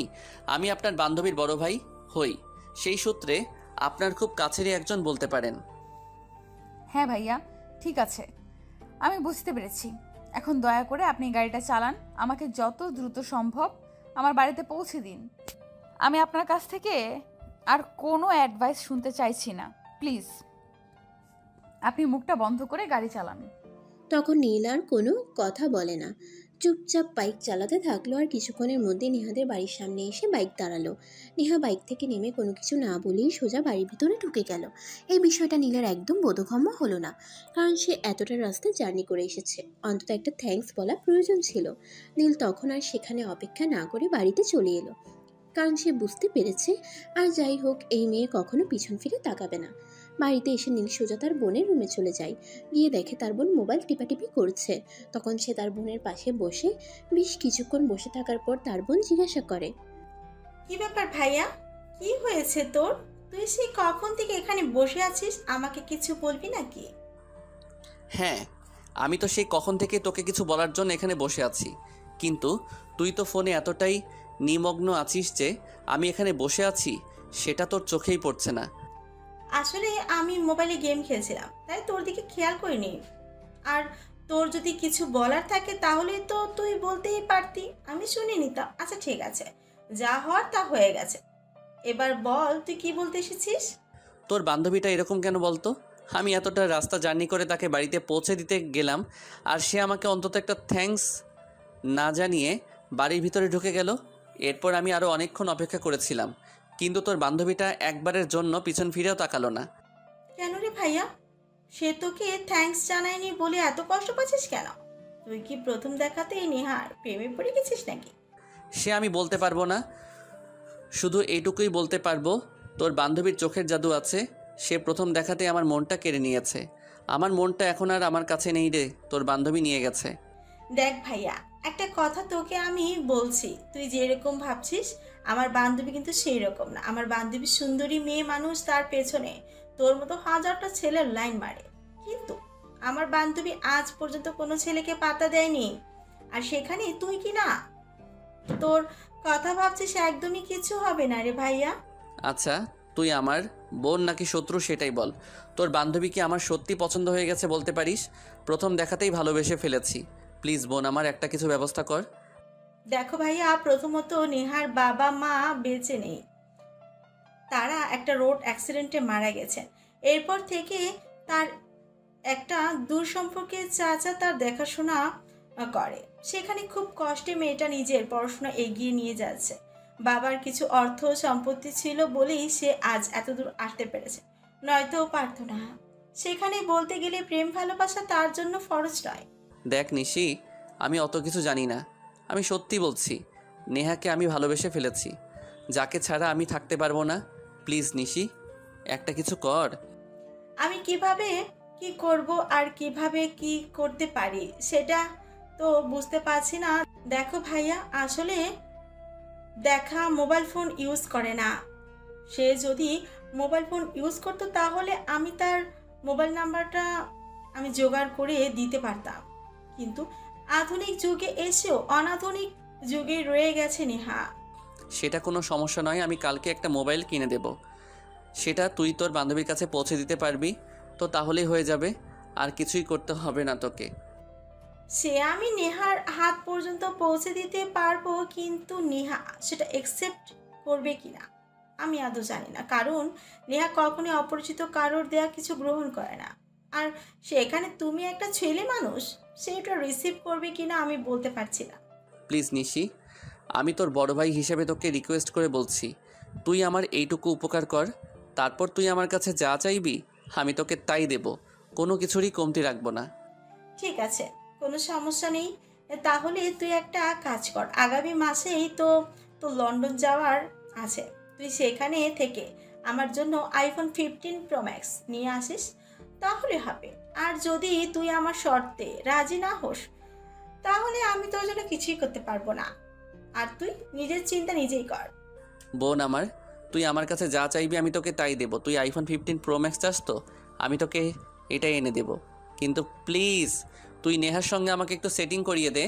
ঠিক আছে, এখন যা, এখন আর আমাকে পাম মারিস না। আগামীকাল বিকেলে আমি যখন কলেজ থেকে বের হব, তখনই তুই নিশির জন্য কিনে আনা ফোনটা আমার হাতে পৌঁছে দিস, তাহলেই হবে। তোকে আর কিছু করতে হবে না, বুঝতে পেরেছিস? ওকে মাই ডিয়ার সুইট সিস্টার, আমি যথাসময়ে জিনিসটা তোর হাতে পৌঁছে দেব লক্ষ্মী বোন আমার। তুই শুধু আমার ভালোবাসার মানুষটাকে আমার করে নিতে একটু সহযোগিতা কর। আচ্ছা বাবা, ঠিক আছে, এখন আর আমাকে পাম না দিয়ে এখান থেকে সর, আমি পড়তে বসবো। আমার পড়াশোনা করার সময় আমাকে একদম বিরক্ত করতে আসবে না। তখন নীল আর কোনো কথা না বলে চুপচাপ সেখান থেকে চলে গেল। পরের দিন যথাসময়ে এসে নিশির হাতে নেহার জন্য কিনা মোবাইল ফোনটা তুলে দেয়, আর সেটা হাতে পেয়ে নিশি বলে, আমি তোর কাজটা করে দিচ্ছি, তবে তুই কিন্তু আমার কাজটা করে দিতে মনে রাখবি। তুই যদি আমার জন্য আইফোন 15 প্রো ম্যাক্স না কিনে আনিস, তাহলে কিন্তু আমি তোর সঙ্গে কোনো কথাই বলবো না। আর একটা ভালো কথা তোকে মনে করিয়ে দিচ্ছি, যদি আমার কথাটা ভুলে যাস, তাহলে তুই এটাও মনে রাখিস যে আমি এখন যেভাবে তোর সম্পর্কটা জুড়ে দিচ্ছি, ঠিক সেভাবে তোর সম্পর্কটা ভেঙে দিতেও দুইবার চিন্তা করবো না। আচ্ছা শোন, তুই তোর ভাইয়ার কাছে কোনো কিছু চেয়ে পাস নিয়ে এটা কখনো হয়েছে? হয়নি তো, তাহলে তুই এত চিন্তা কেন করছিস বল? আমি যত সময় তোর জিনিসটা তোর হাতে তুলে দেব, এখন শুধু আমাকে নেহার সঙ্গে সেটিংটা করিয়ে দে প্লিজ বোন আমার। তখন নিশি আর কোনো কথা না বলে মোবাইলটা হাতে নিয়ে সেখান থেকে চলে যায়, আর নেহাকে নিয়ে একটু পরেই কলেজ থেকে বের হয়। কলেজ থেকে বের হতেই নিশির হাতে মোবাইল বক্স দেখে নেহা বলে, কি ব্যাপার দোস্ত, তোর হাতে নতুন মোবাইলের বক্স কেন? মোবাইল কিনেছিস নাকি? হ্যাঁ, আমি তোর জন্য কিনে এনেছি, যাতে আজকের পর থেকে আমার কোনো প্রবলেম হলে তুই আমার খোঁজ খবর রাখতে পারিস, যাতে আজকের পর আর কখনো আমার বাড়িতে গিয়ে তোকে গতকালের মতো অপমানিত হতে না হয়। তুই কথা বলে নিশি নেহার হাতে মোবাইলটা তুলে দেয়। নেহা মোবাইলটা খুলে দেখে অনেক দামি একটা ফোন। সেটা দেখে নেহা বলতে থাকে, তুই আমাকে কিছু একটা গিফট করবি সেটা ভালো কথা, কিন্তু তাই বলে এত দামি ফোন? দেখ ভাই, আমি গরিব মানুষ, আমি ফোন চালাতে পারবো না। দেখ, আমি তোর বন্ধু, আমি চাইলে তোকে যা ইচ্ছে তাই গিফট করতে পারি, এতে আমি তোর কোনো আপত্তি শুনবো না, তোকে এটা নিতেই হবে। এই কথা বলে নিশি নেহাকে অনেক জোর জবরদস্তি করতে থাকে। তাই অবশেষে নেহা বাধ্য হয়ে নিশির হাত থেকে মোবাইলটা নেয়। তারপর দুজনে গল্প করতে করতে বাড়ির দিকে রওনা দেয়। সেদিন সন্ধ্যাবেলা নেহা পড়তে বসেছে, অমনি হঠাৎ মোবাইলে একটা নাম্বার থেকে ফোন এসেছে। নেহা মনে মনে ভাবলো হয়তো নিশি তাকে ফোন করেছে, কারণ নিশি তাকে ফোনটা কিনে দিয়েছে। আর এই ফোনের নাম্বার নিশি ছাড়া অন্য কেউ জানে না। তাই নেহা ফোনটা রিসিভ করে, আর ফোনটা রিসিভ করতেই অপর পাশ থেকে একটা ছেলে কণ্ঠ শুনতে পায়। হ্যালো মাই ডিয়ার, কেমন আছো তুমি? হ্যালো, এক্সকিউজ মি, কে আপনি? আর এসব কি বলছেন? আমাকে এবার কেন ফোন করেছেন বলেন তো? আমি তোমার স্বপ্নের সেই পুরুষ যাকে তুমি প্রতিদিন কল্পনাতে এঁকে বেড়াও। আমি সেই পুরুষ যার চোখে চোখ রেখে তুমি পুরো পৃথিবী দেখতে চাও। আমি সেই পুরুষ যার হাতে হাত রেখে তুমি অনেকটা পথ হেঁটে যেতে চাও। হ্যালো, এক্সকিউজ মি মিস্টার, এসব সস্তা ডায়লগ আমার কাছে দিতে আসবেন না। এসব সস্তা ডায়লগের কোনো মূল্যায়ন আমার কাছে হবে না। আপনি অন্য মক্কেল খুঁজেন, আর এটা মনে হয় রং নাম্বার, তাই নাম্বারটা একটু ডিলিট করে দিবেন। একদমই না ম্যাডাম, আমি সঠিক জায়গায় আর সঠিক নাম্বারে ফোন করেছি। আমি আমার প্রিয়তমার কাছে ফোন করেছি। আমি একজন আর্কিটেক্ট, আমি চিন্তাভাবনা করে তারপরে কোনো সিদ্ধান্ত নেই। তাই আপনার ক্ষেত্রেও আমি চিন্তাভাবনা করে তারপরে সিদ্ধান্ত নিয়েছি। হুটহাট কিছুই করিনি, তাই ভুল হওয়ার কোনো চান্স নেই। না মানে আপনি কি বলছেন? আমি কিছুই বুঝতে পারছি না। আর আপনি কে বলছেন? আপনি আপনার পরিচয়টা অন্তত আমাকে দিন। দেখুন, আমার কিন্তু এখন ধৈর্য হারিয়ে যাচ্ছে। আমি কিন্তু আপনার সঙ্গে খারাপ আচরণ করতে বাধ্য হব, আর আমি চাই না আপনি সেরকম কিছু করতে আমাকে বাধ্য করবেন। ওকে মাই ডিয়ার সুইটহার্ট, আমার পরিচয় আমি তোমাকে দিয়েছি, তোমাকে আমার পরিচয় দিতে আমার কোনো সমস্যা নেই। আমি নীল, তোমার বান্ধবী নিশির বড় ভাই বলছি। মানে কি? আমি তো কিছুই বুঝতে পারছি না। বিকেলে নিশি আমাকে ফোন গিফট করলো, এই ফোনের নাম্বার নিশি ছাড়া অন্য কেউ জানে না, আর এখন আপনি আমাকে ফোন করছেন কি করে বলেন তো? প্রিয়তমা, সত্যি বলতে তোমাকে এই ফোনটা আমি গিফট করেছি। আমি নিশির মাধ্যমে তোমার কাছে এই ফোনটা পৌঁছে দেওয়ার বন্দোবস্ত করেছি। মিথ্যে বলবো না, আমি তোমাকে প্রথম দেখাতেই ভালোবেসে ফেলেছি। বলতে গেলে আমি একদম প্রথম দেখাতেই তোমার প্রেমে দিওয়ানা হয়ে গেছি। তোমাকে ছাড়া আমার চারপাশ অন্ধকার। So I love you. দেখুন, আমার মনে হয় আপনি ভুল কিছু করছেন, তাই আপনার সঠিক পথে হাঁটা প্রয়োজন। আপনি আমাকে দয়া করে ছেড়ে দিন, এইসব কাজ আমাকে দিয়ে হবে না।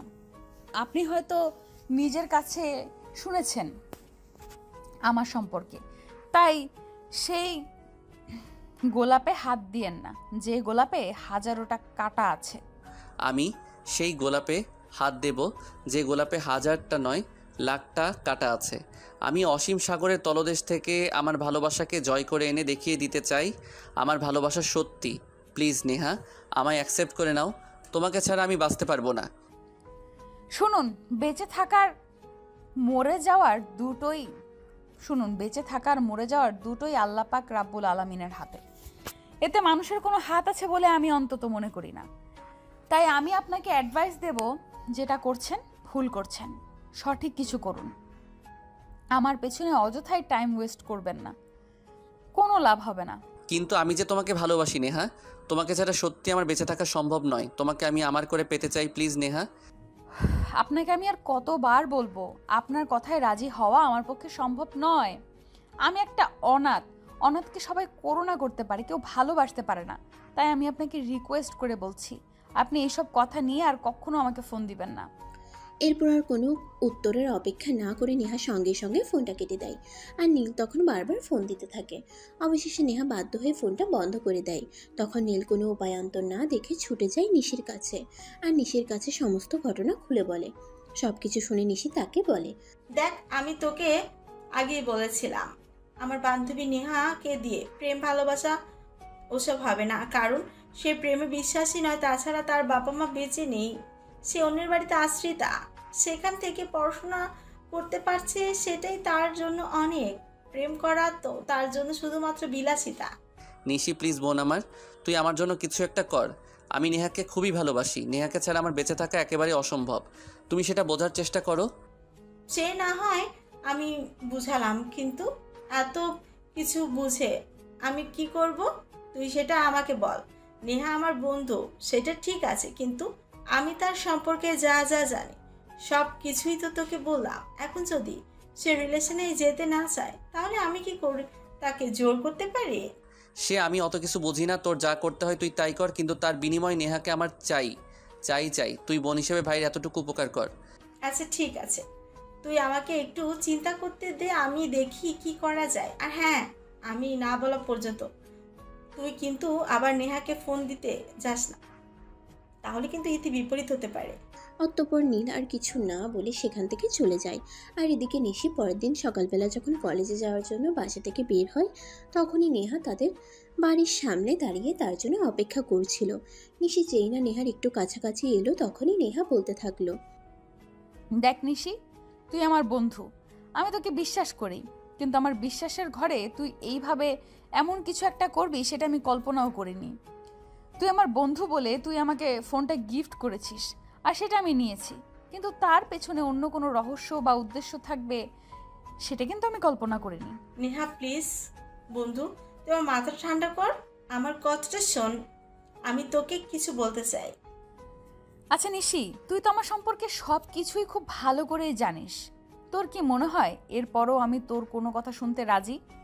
রাজি তোকে হতেই হবে, আর আমার কথা তোকে শুনতেই হবে, এছাড়া অন্য কোনো উপায় নেই।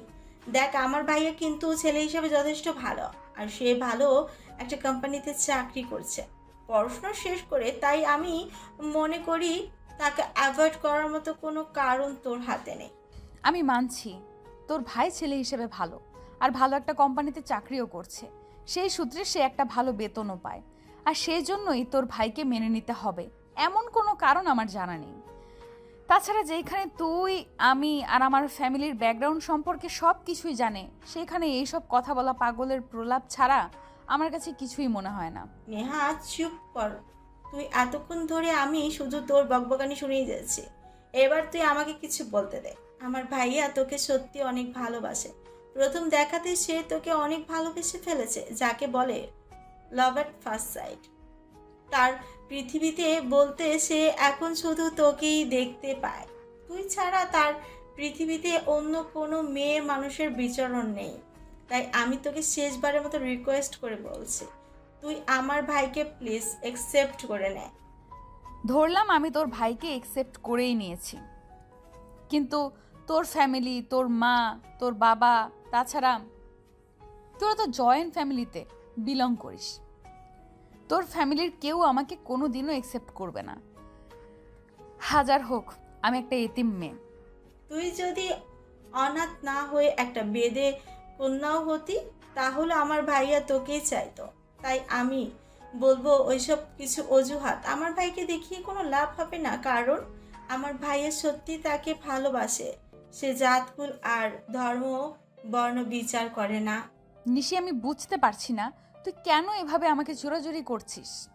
তুই তো জানিস আমি কখনোই আমার সিদ্ধান্তের বাইরে কোনো কিছু করি না, আর করতে পছন্দও করি না। তার কারণ হলো আমার ভাইয়া তোকে না পেলে দেবদাস হয়ে যাবে সেরকমটাও নয়, এমনকি তোকে না পেলে সে সুইসাইড করবে এমনটাও নয়। তোকে কাছে পেলে তার জীবনটা হয়তো খুব সুন্দর হয়ে সাজবে, আর নয়তো তার জীবনটা একটু অগোছালো হয়ে রয়ে যাবে। আর আমি তার বোন হয়ে এটা সহ্য করতে পারবো না, তাই বারবার তোকে রিকোয়েস্ট করতে ছুটে আসি। আচ্ছা ঠিক আছে, তুই আমাকে একটা দিন সময় দে, আমি একটা চিন্তা ভাবনা করি, তারপর তোকে আমার সিদ্ধান্ত জানাবো। এই কথাটা শোনা মাত্রই নিশি নেহাকে জড়িয়ে ধরে বলতে থাকে, তোর সিদ্ধান্তে অবশ্যই হ্যাঁ হতে হবে, কারণ আমি আমার ভাইকে হেরে যেতে দেখতে পারবো না। তুই আমার বান্ধবী, তোকে আমি যতটা ভালোবাসি তার চাইতে আমি অনেক বেশি ভালোবাসি আমার ভাইয়াকে। আমার ভাইয়া পরাজয় মেনে আমি নিতে পারবো না। প্লিজ তোর উত্তরটা যেন হ্যাঁই হয়। এরপর যেতে যেতে একটা দিন চলে গেল। পরের দিন ঠিক সময়ে নিশি নেহাকে ফোন করে। কি ব্যাপার দোস্ত, কেমন আছিস? আর আমি তোকে কিছু জানাতে বলেছিলাম, সেটার কি খবর? এই তো আছি ভালোই, আর এখন থেকে হয়তো আর একটু ভালো থাকবো, কারণ আমি তো ভাইয়ের সঙ্গে রিলেশনে যেতে রাজি। আর তোর ভাইয়ের সাথে রিলেশনে গেলে হয়তো তোর ভাইয়া আমাকে আর একটু বেশি কেয়ার করবে, তাই হয়তো একটু বেশি ভালো থাকবো। হ্যাঁ, সেটা তো অবশ্যই। সত্যিকারের পুরুষের ভালোবাসা ভয়ঙ্কর রকমের সুন্দর হয়। তাহলে এই গুড নিউজটা আমি এক্ষুনি আমার ভাইয়াকে জানিয়ে দিই বলিস? যে বিষয়ে আমি কিচ্ছু জানি না, তোর যদি ইচ্ছা হয় তো এক্ষুনি তোর ভাইকে এইসব, সেই বিষয়ে আমি কিচ্ছু জানি না, তোর যদি ইচ্ছে হয় তো এক্ষুনি তোর ভাইকে এইসব কিছু জানিয়ে দেবে, তাহলে জানিয়ে দে। আর তুই যদি মনে করিস এখন তোর ভাইকে কিছু জানাবি না, তাহলে সেটাও তোর ব্যক্তিগত ব্যাপার, এই বিষয়ে আমি তোকে কিছুই বলবো না। নেহার কাছ থেকে এই কথা শুনে নেহাকে নিশি বলে, এরকম একটা আনন্দের সংবাদ লুকিয়ে রাখা যায় নাকি? আর আমি যদি এই আনন্দের সংবাদটা লুকিয়ে রাখি, তাহলে আমার ভাই আমাকে কি করবে সেটা তুই খুব ভালো করেই জানিস। তাই আমার মনে হয় এক্ষুনি আমার ভাইকে এই বিষয়টা জানিয়ে দেওয়া উচিত। আমি তোকে বললাম তোর এই বিষয় নিয়ে আমার কোনো মাথা ব্যথা নেই, সে তোর যা ইচ্ছে করতে পারিস। এই কথা বলে নেহা ফোনটা কেটে দেয়। আর অপরদিকে নিশি ফোনটা কেটে দিতে দৌড়ে নিজের রুম থেকে বের হয়ে ভাইয়ার রুমে চলে যায়। আর গিয়ে দেখতে পায় ভাইয়া ব্যালকনিতে বসে উদাস মনে আকাশের দিকে তাকিয়ে আছে। তখনই হঠাৎ সে পিছন থেকে ভাইয়ার কাঁধে হাত রেখে বলতে থাকে, কি ব্যাপার ভাইয়া, কি হয়েছে তোর? তুই এভাবে উদাস মনে আকাশের দিকে তাকিয়ে আছিস কেন? তোর কি খুব বেশি মন খারাপ? দেখ, সবসময় এইভাবেই আর কি করতে আসিস না, কারণ তুই খুব ভালো করেই জানিস আমার মন খারাপ, আর কেন মন খারাপ সেটাও তুই খুব ভালো করে জানিস। তারপরও তুই এসবই আর কি করতে আসছিস কেন? কি বলবি বল, না হলে চলে যাচ্ছিস কেন? ভাইয়া, তুই এভাবে আমাকে বলতে পারলি? হাজার হোক, আমি তো তোরই বোন হই, আর বোনের সঙ্গে কেউ এভাবে আচরণ করে এটা আমার সত্যি জানা ছিল না। হ্যাঁ যাই হোক, আমি তাহলে যাচ্ছি। যেটা বলতে এসেছিলাম সেটা আর বলা হলো না। এই কথাটা শোনা মাত্রই নীল থমকে গিয়ে পিছন ফিরে তাকায় আর বোনের হাত ধরে বলতে থাকে, না বলে চলে যাচ্ছিস কেন? তুই তো খুব ভালো করে জানিস এমনিতে আমার মন ভালো নেই। নেহাকে ভালোবাসার কথা বলতে গিয়েও বলতে পারলাম না। প্রেম শুরু হওয়ার আগেই মনে হয় শেষ হয়ে যাবে। তুই অত কিছু বললি না, তাই খুব মন খারাপ লাগছিল। যদি আমি এক্ষুনি আর এই মুহূর্তে তোর মনটা ভালো করে দিতে পারি, তাহলে তুই আমাকে কি দিবি সেটা বল। না রে, আমার মনে হয় এখন আর আমার মন ভালো করার মতো কোনো সংবাদ আমার সামনে আসবে না। যাই হোক, তারপর তুই যখন বলছিস আচ্ছা ঠিক আছে, তুই আমার কাছে যা চাইবি আমি তোকে তাই দেবো, আই প্রমিস। সত্যি বলছিস তো? আর ভেবে বলছিস তো? আমি যখন তোকে খুশির খবরটা দেব, তখন কিন্তু আমাকে সেটা দিতেই হবে, না হলে কিন্তু একদম হবে না, বলে দিলাম। এই যে আমি তোকে যে প্রমিস করলাম আর কথা দিলাম, তুই আমার কাছে যা চাইবি আমি তাই দেব। কিন্তু কি এমন খবর যেটা শুনলে আমার মন এমনিতেই ভালো হয়ে যাবে? তুই বল না, আমি তো দেরি সহ্য করতে পারছি না। নেহা তোর সঙ্গে সম্পর্ক করতে রাজি হয়েছে, তবে এর জন্য অবশ্য আমাকে অনেক কাঠ খড় পোড়াতে হয়েছে। নেহা কিন্তু এমনি এমনি তোর সঙ্গে সম্পর্কে যেতে রাজি হয়নি। কি বলছিস বন্ধু? সত্যি বলছিস তো? সত্যি সত্যি নেহা আমার সঙ্গে সম্পর্কে যেতে রাজি হয়েছে, নাকি তুই অকারণে মিথ্যা কথা বলছিস? কি বলছিস বোন? সত্যি বলছিস তো? সত্যি সত্যি মেয়েরা আমার সঙ্গে সম্পর্কে যেতে রাজি হয়েছে, নাকি তুই অকারণে মিথ্যা বলছিস? দেখ ভাইয়া, যার জন্য চুরি করি সেই বলে চোর। তাহলে কিন্তু এটা মেনে নেওয়া যায় না, কারণ আমি এতে কষ্ট করে নেহাকে তোর সঙ্গে রিলেশন করতে রাজি করালাম, আর তুই এখন কি না তুই বলছিস আমি মিথ্যে কথা বলছি। এটা কিন্তু অপমানের চরম পর্যায়ে পৌঁছে গেল। নিশির কথা শুনে নীল খুব ভালোভাবেই বুঝতে পারল নিশি তার সঙ্গে সত্য কথাই বলেছে, একটুও মিথ্যে কথা বলছে না। তাই সে নিশিকে বলে, আই এম সো সরি, আমার ভুল হয়ে গেছে, আমাকে এবারের মতো ক্ষমা করে দে। আর কখনোই তোকে মিথ্যাবাদী বলবো না। আমি এখন নেহাকে ফোন করি, কি বলিস? সে তোর ইচ্ছে করলেই তুই নেহাকে ফোন করতে পারিস, আর না হলে নাই, তাতে আমার কি? আমি তো তোকে উপকার করতে গিয়ে মিথ্যেবাদী প্রমাণিত হলাম, এখন আবার আমাকে বলতে আসছিস কেন? আরে বাবা, বললাম তো সরি, আমার ভুল হয়ে গেছে, এবারের মতো প্লিজ তুই আমাকে ক্ষমা করে দে। আর তুই কী চাস সেটা বল। তুই আজ আমার কাছে যা চাইবি আমি তোকে তাই দেবো। বেশি কিছু না, আজ বিকেলে নেহা আর আমি তোর সঙ্গে বের হব, আমাদের চাইনিজ খাওয়ালেই হবে। ওকে ঠিক আছে, কোনো সমস্যা নেই। তবে নেহাকে কিন্তু এই কথা তোরই বলতে হবে, আজ প্রথম দিনেই। আমি নেহাকে এই কথা বলতে পারবো না, আর আমি বললেও হয়তো নেহা যাবে না। আচ্ছা ঠিক আছে, নেহাকে আমিই বলবো এই কথা, বলে নিশি সেখান থেকে চলে যায়। আর তখনই নীল রুমের দরজা বন্ধ করে সঙ্গে সঙ্গেই নেহাকে ফোন দেয়। দুবার রিং হওয়ার পরে নেহা ফোনটা রিসিভ করে, আর রিসিভ করতেই নীল বলতে শুরু করে, ও প্রিয়তমা, যখন ভালোই বাসবে তখন এতটা সময় নিলে কেন? জানো এই দুদিন আমার কতটা কষ্ট হচ্ছিল। আমার তো মনে হচ্ছিল আমি নিঃশ্বাস বন্ধ হয়ে একদম মরেই যাব। এই যে মিস্টার দেখুন, আপনাকে ভালোবাসা আর আপনার সঙ্গে সম্পর্কে যাওয়া কোনোটারই ইচ্ছে আমার ছিল না।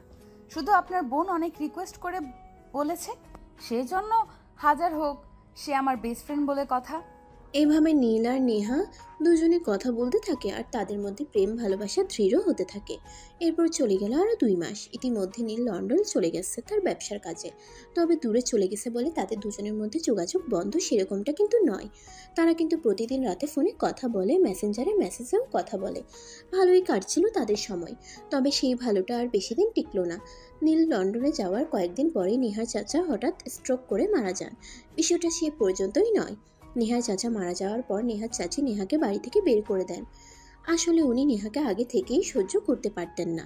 শুধু নেহার চাচার ভয়ে তিনি নেহাকে কিছু বলতে পারতেন না। কিন্তু এখন যেহেতু নেহার চাচা নেই, তাই আর কোনো বাধাও নেই। তাই তিনি নির্দ্বিধায় নেহাকে বাড়ি থেকে বের করে দেন। একবার চিন্তাও করলেন না যুবতী একটা মেয়ে কোথায় যাবে, কি করবে, কোথায় থাকবে। এই কথাটা কোনোভাবেই নিশির কান পর্যন্ত পৌঁছায়। আর নিশি এই কথাটা শুনেই তার মাকে বলে, মা নেহাকে তার চাচি বাড়ি থেকে বের করে দিয়েছে। এসব তুই কী বলছিস? এমন যুবতী একটা মেয়েকে কেউ এভাবে বাড়ি থেকে বের করে দেয়? তাছাড়া নেহা তো ওনার নিজের সন্তানের মতো, তিনি কিভাবে পারলেন এই কাজটা করতে? আমিও তো এটাই বুঝতে পারছি না, উনি মানুষ নাকি অন্য কিছু। একটা মানুষ এরকম কাজ কোনোদিন করতে পারে? এটা তো আমার বিশ্বাসই হয় না। হ্যাঁ, এটা কোনো মানুষের কাজ হতে পারে না। আচ্ছা যাই হোক, নেহা এখন কোথায় আছে সেই বিষয়ে তুই কোনো আপডেট পেয়েছিস? যদিও আমি কনফার্ম কিছু জানি না, তারপরও আমি আমার এক পরিচিত জনের কাছে শুনেছি নেহাকে নাকি বাড়ি থেকে বের করে দেওয়া হয়েছে। তাদের বাড়ির সামনে একটা রাস্তায় আছে, সেখানে বসে কান্না করছে। আমি কি এ বিষয়ে ভাইয়াকে কিছু জানাবো? না না, তোমার ভাই বিদেশে একটা কাজে গেছেন, সে সব কিছু জানতে পারলে মন খারাপ করবে আর অযথাই টেনশন করবে। তাই আমি বলবো এই বিষয়ে তোমার ভাইকে এখন কিছু বলার প্রয়োজন নেই। আসলে আমরা আছি তো, চলো না দেখি আমরা কোনো সমাধান করতে পারি কি না। আমরা কি সমাধান বের করব মা? আমি তো কিছুই বুঝতে পারছি না। তাছাড়া নেহার এই সময় অন্য কিছু না হোক, অন্তত বন্ধু হিসেবে তার পাশে দাঁড়ানো আমাদের কর্তব্য। কিন্তু কি করব? তুমি একটা কাজ করো এখনই, আর এক মুহূর্ত দেরি না করে আমাদের ড্রাইভারকে নিয়ে বেরিয়ে পড়ো। নেহা যেখানে থাকুক না কেন, যদি জীবিত থাকে তাহলে তাকে নিয়ে তারপর বাড়িতে ফিরবে, এটা আমার আদেশ। কিন্তু আম্মু, নেহাকে যদি আমি আমাদের বাড়িতে নিয়ে আসি তাহলে তো আমাদের বাড়িতেও ঝামেলা শুরু হয়ে যাবে। কারণ ছোট কাকিমা তো নেহাকে একদমই সহ্য করতে পারেন না। ছোট কাকিমার কথার মাঝে নেহা আমাদের বাড়িতে আসে, আর সেখানে কিনা আমি নেহাকে আমাদের বাড়িতে আনতে যাব। সে অত কিছু তোমাকে আমি চিন্তা করতে বলিনি। তোমার ছোট কাকিমা যেমন এই বাড়ির বউ, তেমনি আমি এই বাড়ির বড় বউ হিসাবে তোমার ছোট কাকিমার চাইতে এ বাড়িতে আমার অধিকার বেশি। তাই আমি তোমাকে যেটা বলছি তুমি সেটাই করো। তুমি এখনই বাড়ি থেকে বের হও, আর নেহাকে না পাওয়া পর্যন্ত বাড়িতে ফিরবে না। তখন নিশি আর এক মুহূর্ত দেরি না করে বাড়ি থেকে সোজা বের হয়ে গেল আর তার পরিচিত জনের দেওয়া লোকেশনে পৌঁছে গেল। সে সেখানে পৌঁছে দেখতে পেল সত্যি সত্যি নেহা একটা গাছের নিচে বসে অনেক কানাকাটি করছে। নেহার এমন অবস্থা দেখে নিশির যেন একদম কলিজা ফেটে যাওয়ার মতো অবস্থা। কিন্তু সে নিজেকে দুর্বল না করে আস্তে আস্তে নেহার পাশে গিয়ে বসলো আর তারপর নেহাকে বলল, নেহা, তুমি এক্ষুনি আমার সঙ্গে চলো। আম্মু তোমাকে আমার সঙ্গে আমাদের বাড়িতে নিয়ে যেতে বলেছে। নেহা তখন নিশির গলার আওয়াজ শুনে চোখের জল মুছে তারপর নিশির দিকে তাকিয়ে বলতে লাগলো, আরে নিশি, তুমি কখন আসলে? আর আমি যেখানে আছি সেটা তোমাকে কে বললো? সব খবর কাউকে পৌঁছে দিতে হয় না, আমি নিজেই নিজের খবর পেয়ে ছুটে এসেছি। আম্মু আমাকে পাঠিয়েছে, বলেছে তোমাকে সঙ্গে নিয়ে যেতে। নিশি, আমাকে নিয়ে এত চিন্তা করো না। আমি কোনো রকমে কোথাও একটা থেকে যেতে পারবো, কিন্তু তোমাদের বাড়িতে গিয়ে তোমাদেরকে ঝামেলায় ফেলতে চাই না।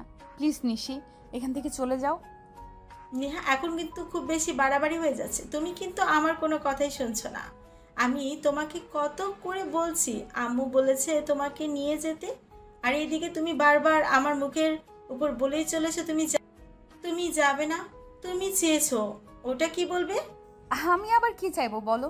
দেখো, আমি নিজেই সমস্যার মধ্যে আছি, সেখানে আমি তোমাদেরকে কেন অযথায় সমস্যায় ফেলতে যাব বলো? তোমাদের জয়েন্ট ফ্যামিলি, যদি জয়েন্ট ফ্যামিলি না হতো তাহলে আমি সেখানে গিয়ে থাকতে পারতাম, কিন্তু জয়েন্ট ফ্যামিলিতে বাড়তি মানুষ একটা কিরকম দেখায়। ঠিক আছে, আমি বুঝতে পেরেছি, আমার কথায় কোনো কাজ হবে না। দাঁড়াও, আমি এক্ষুনি আম্মুকে ফোন দিচ্ছি। এই কথা বলে নিশি আর এক মুহূর্ত দেরি না করে তার মাকে ফোন দেয় আর তার মা ফোনটা রিসিভ করতেই নিশি তার মাকে সবকিছু খুলে বলে। সবকিছু শোনার পর নিশির মা নিশিকে বলে নেহার কাছে ফোনটা দেওয়ার জন্য। নিশি তখন ফোনটা নেহার হাতে তুলে দেয় আর নেহা তখন বলে, আসসালামু আলাইকুম আন্টি। দেখুন আন্টি, নিশি এসব কি আবল তাবল বলছে। আমি সমস্যায় পড়েছি সেটা আমি একাই হ্যান্ডেল করে নিতে পারবো, কিন্তু সেখানে আমি কেন অযথাই আপনাদের বাড়িতে গিয়ে আপনাদেরকে ঝামেলায় ফেলবো বলেন আন্টি? দেখো, এমন নয় যে আমি কোনো কিছু জানি না, আমি সব কিছু জানি। আর এটাও খুব ভালো করে জানি যে তুমি কিছুদিনের মধ্যেই আমার বাড়িতে আমার পুত্রবধূ হয়ে আসবে। যেখানে দুদিন পর তোমাকে আসতে যাবো সেখানে দুদিন আগে আসতে তোমার সমস্যা কোথায়? কিন্তু আন্টি, দেখো নি, আমি আর কোনো কিন্তু শুনতে চাইছি না। আমি 10 মিনিটের মধ্যে তোমাকে আমাদের বাড়িতে দেখতে চাই, এটাই আমার শেষ কথা। আর একটা কথা তুমি খুব ভালো করে শুনে রাখো নীল, আমার ছেলে সে কখন কি করবে না করবে সেটা তুমি আমার অনুমতি ছাড়া করবে না। সেজন্যই তোমাকে বলছি, কাইন্ডলি তুমি এক্ষুনি নিশির সঙ্গে আমাদের বাড়িতে চলে এসো। তখন নেহা আর কিছু বলতে চাইলেও অন্য কিছু বলতে পারল না। সে বাধ্য হয়ে তার জিনিসপত্র সবকিছু নিয়ে নিশিদের বাড়িতে চলে আসলো। নিশি আর নেহা দুজন যেই না বাড়িতে ঢুকতে যাবে অমনি তার ছোট কাকিমার সম্মুখীন হলো। এই মেয়ে, কি ব্যাপার? আগে তো মাঝে মাঝে নিশির সঙ্গে দেখা করতে আসতে, আজকে তো দেখছি একদম তল্পি তল্পা গুছিয়ে চলে এসেছো। বিষয়টাকে তোমার বলবে? ছোট কাকিমা, একটা কথা তোমাকে বলছি, তুমি কিন্তু ভুলেও যেও না। তুমি যেমন এই বাড়ির বউ, আর আমিও এই বাড়ির মেয়ে। তোমার চাইতে এই বাড়িতে আমার অধিকারটা কিন্তু একটু বেশি। তাই তোমাকে আমি শেষবারের মতো বলছি, আমার বন্ধুদের সাথে এমন কোনো আচরণ করবে না যেটা আমি তোমার নামে কারো কাছ থেকে কমপ্লেন শুনতে বাধ্য হই। দেখ নিশি, তুই কিন্তু ভুলে যাচ্ছিস তুই কার সঙ্গে কথা বলছিস। তুই বাইরের একটা মেয়ের জন্য আমার সঙ্গে এভাবে কথা বলতে পারিস না। আমি কিন্তু তোর ছোট কাকার সঙ্গে সব বলে দেব। কাকিমা দেখো, তুমি আমাকে সবসময় এত ভয় দেখাতে এসো না। আমি ভয় পাই না, সেটা তুমি খুব ভালো করেই জানো। তাদের দুজনের কথা কাটাকাটি শুনতে শুনতে সেখানে নিশির মা এসে উপস্থিত হয় আর তাদের কথা শুনতে পেয়ে নিশির ছোট কাকিমাকে বলে, দেখ ছোট, তুই এ বাড়ির বউ আর আমার ছোট যা, তুই নিজের জায়গায় থাকবি সব সময়। নেহাকে এ বাড়িতে নিয়ে আসতে আমি বলেছি, এতে তোর যদি কোনো সমস্যা থাকে তাহলে তুই তোর হাজবেন্ডকে গিয়ে বল সেই সমস্যার কথা, কিন্তু আমি তোর সেই সমস্যার কথা শুনবো না, কারণ আমি তোর বড় যা। এই বাড়িতে তোর চাইতে আমার অধিকারটা কিন্তু একটু বেশি, কারণ আমি তোর আগে এসেছি এই বাড়িতে। আমি খুব ভালোভাবেই বুঝতে পেরেছি এই মেয়েটা তোমাদেরকে জাদু করে বশ করে নিয়েছে, সেজন্যই তোমরা একটা বাইরের মেয়ের জন্য আমার সঙ্গে তর্ক করছো। আচ্ছা ঠিক আছে, আমিও দেখে নিতে চাই এই মেয়েটা কিভাবে এই বাড়িতে থাকে। হ্যাঁ, তোমার যা ইচ্ছে তুমি তাই করো, গিয়ে কিন্তু দয়া করে নেহাকে কিছু বলতে যেও না, তাহলে কিন্তু এর পরিণাম খুব খারাপ হবে। এটা কিন্তু আমি তোমাকে বলে দিলাম। এরপর নিশি অন্য কাউকে কোনো কথা বলার সুযোগ না দিয়ে নেহাকে সেখান থেকে নিয়ে তার রুমে চলে গেল। এরপর চলে গেল বেশ কয়েকদিন। ভালোই কাটছিল দিনকাল, যদিও নিশির ছোট কাকিমা নেহাকে একদম সহ্য করতে পারে না। কিন্তু নিশির মা নেহাকে ছোট কাকিমার ধারে কাছেও ঘেঁষতে দেয় না। তিনি সবসময় নেহাকে নিজের মেয়ের মতো করে আগলে রাখেন। তাই নিশির ছোট কাকিমা আর নেহাকে কিছু বলতে চাইলেও বলতে পারেন না। এদিকে দেখতে দেখতে প্রায় 1.5 মাসের মতো সময় চলে গেল। নেহা তাদের বাড়িতে আছে এই কথা নীল খুনাক করেও জানতে পারল না। আজ নীল দেশে আসার তারিখ, তাই নিশি আর নিশির মা ঠিক করেছে নীলকে সারপ্রাইজ দেবে। সেই চিন্তা করে নিশি নেহাকে বলে, নেহা, আজ ভাইয়া দেশে আসবে, সেই কথা তো তুমি জানো। তাই আমি আর আমার মা মিলে চিন্তা করছি ভাইয়াকে একটা সারপ্রাইজ দেব।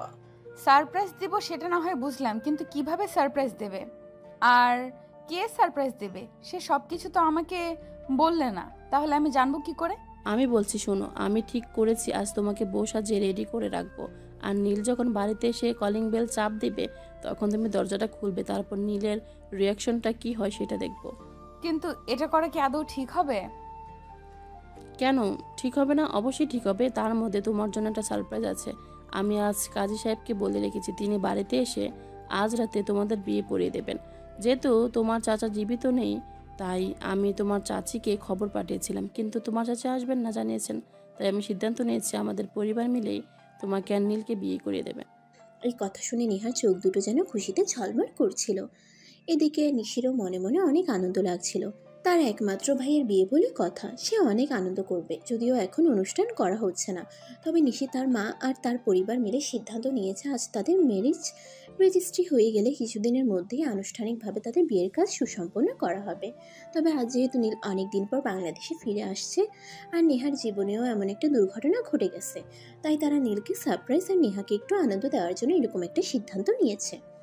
যাই হোক, এদিকে দেখতে দেখতে দুপুর ঘনিয়ে বিকেল হয়ে গেল।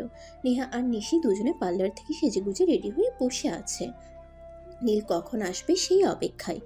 তবে তাদেরকে খুব বেশি সময় অপেক্ষা করতে হলো না। সন্ধ্যের মধ্যেই নীল বাড়িতে চলে আসলো। নীল যেই না বাড়িতে এসে কলিং বেল চাপ দিল, তখনই নেহা বউ সাজা অবস্থায় দরজাটা খুলে দেয়। নীল তো তাকে দেখে পুরাই শকড। সে কি করবে আর কি বলবে কোনো ভাষা খুঁজে পাচ্ছে না, যেন কথা বলার মতো অবস্থাতেই সে নেই। তখনই সে লাগেজগুলো ফেলে রেখে দৌড়ে এসে সবার সামনেই নেহাকে জড়িয়ে ধরে বলতে থাকে, আমাকে এইভাবে সারপ্রাইজ দেবে এটা আমি সত্যি কল্পনাও করতে পারিনি। তুমি আমাদের বাড়িতে কখন আসলে?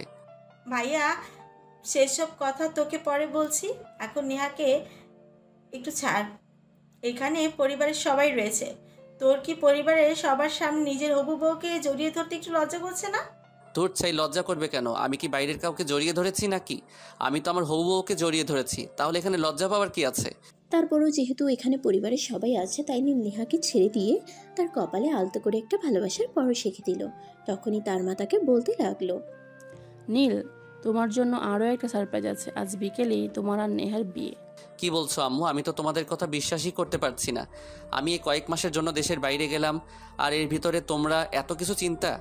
হ্যাঁ, আর এত কিছু করলে আর এটা তো আমি ভাবতেই পারছি না। সত্যি তোমাদেরকে অসংখ্য ধন্যবাদ। এরপর পরিবারের সবাই নীলকে সাদরে বরণ করে বাড়িতে তুলে নিল। আর সেদিন রাতেই নীল আর নেহার বিয়েটা হয়ে গেল। আর পরের ঘটনা তো আপনারা দেখছেনই, আর কি বলবো। তো ভিউয়ার্স, আপনারা সবাই দোয়া করবেন নীল আর নেহা যেন দুজন দুজনকে ভালোবেসে সারা জীবন ভালো থাকতে পারে, আর তাদের ভালোবাসাই যেন কখনো মরিচা না ধরে। আপনাদের সবার অসমাপ্ত ভালোবাসার জন্য রইল অশেষ শুভকামনা। সবাই নিজের ভালোবাসার মানুষকে নিজের করে পান। ভালো থাকুক পৃথিবীর সকল ভালোবাসা।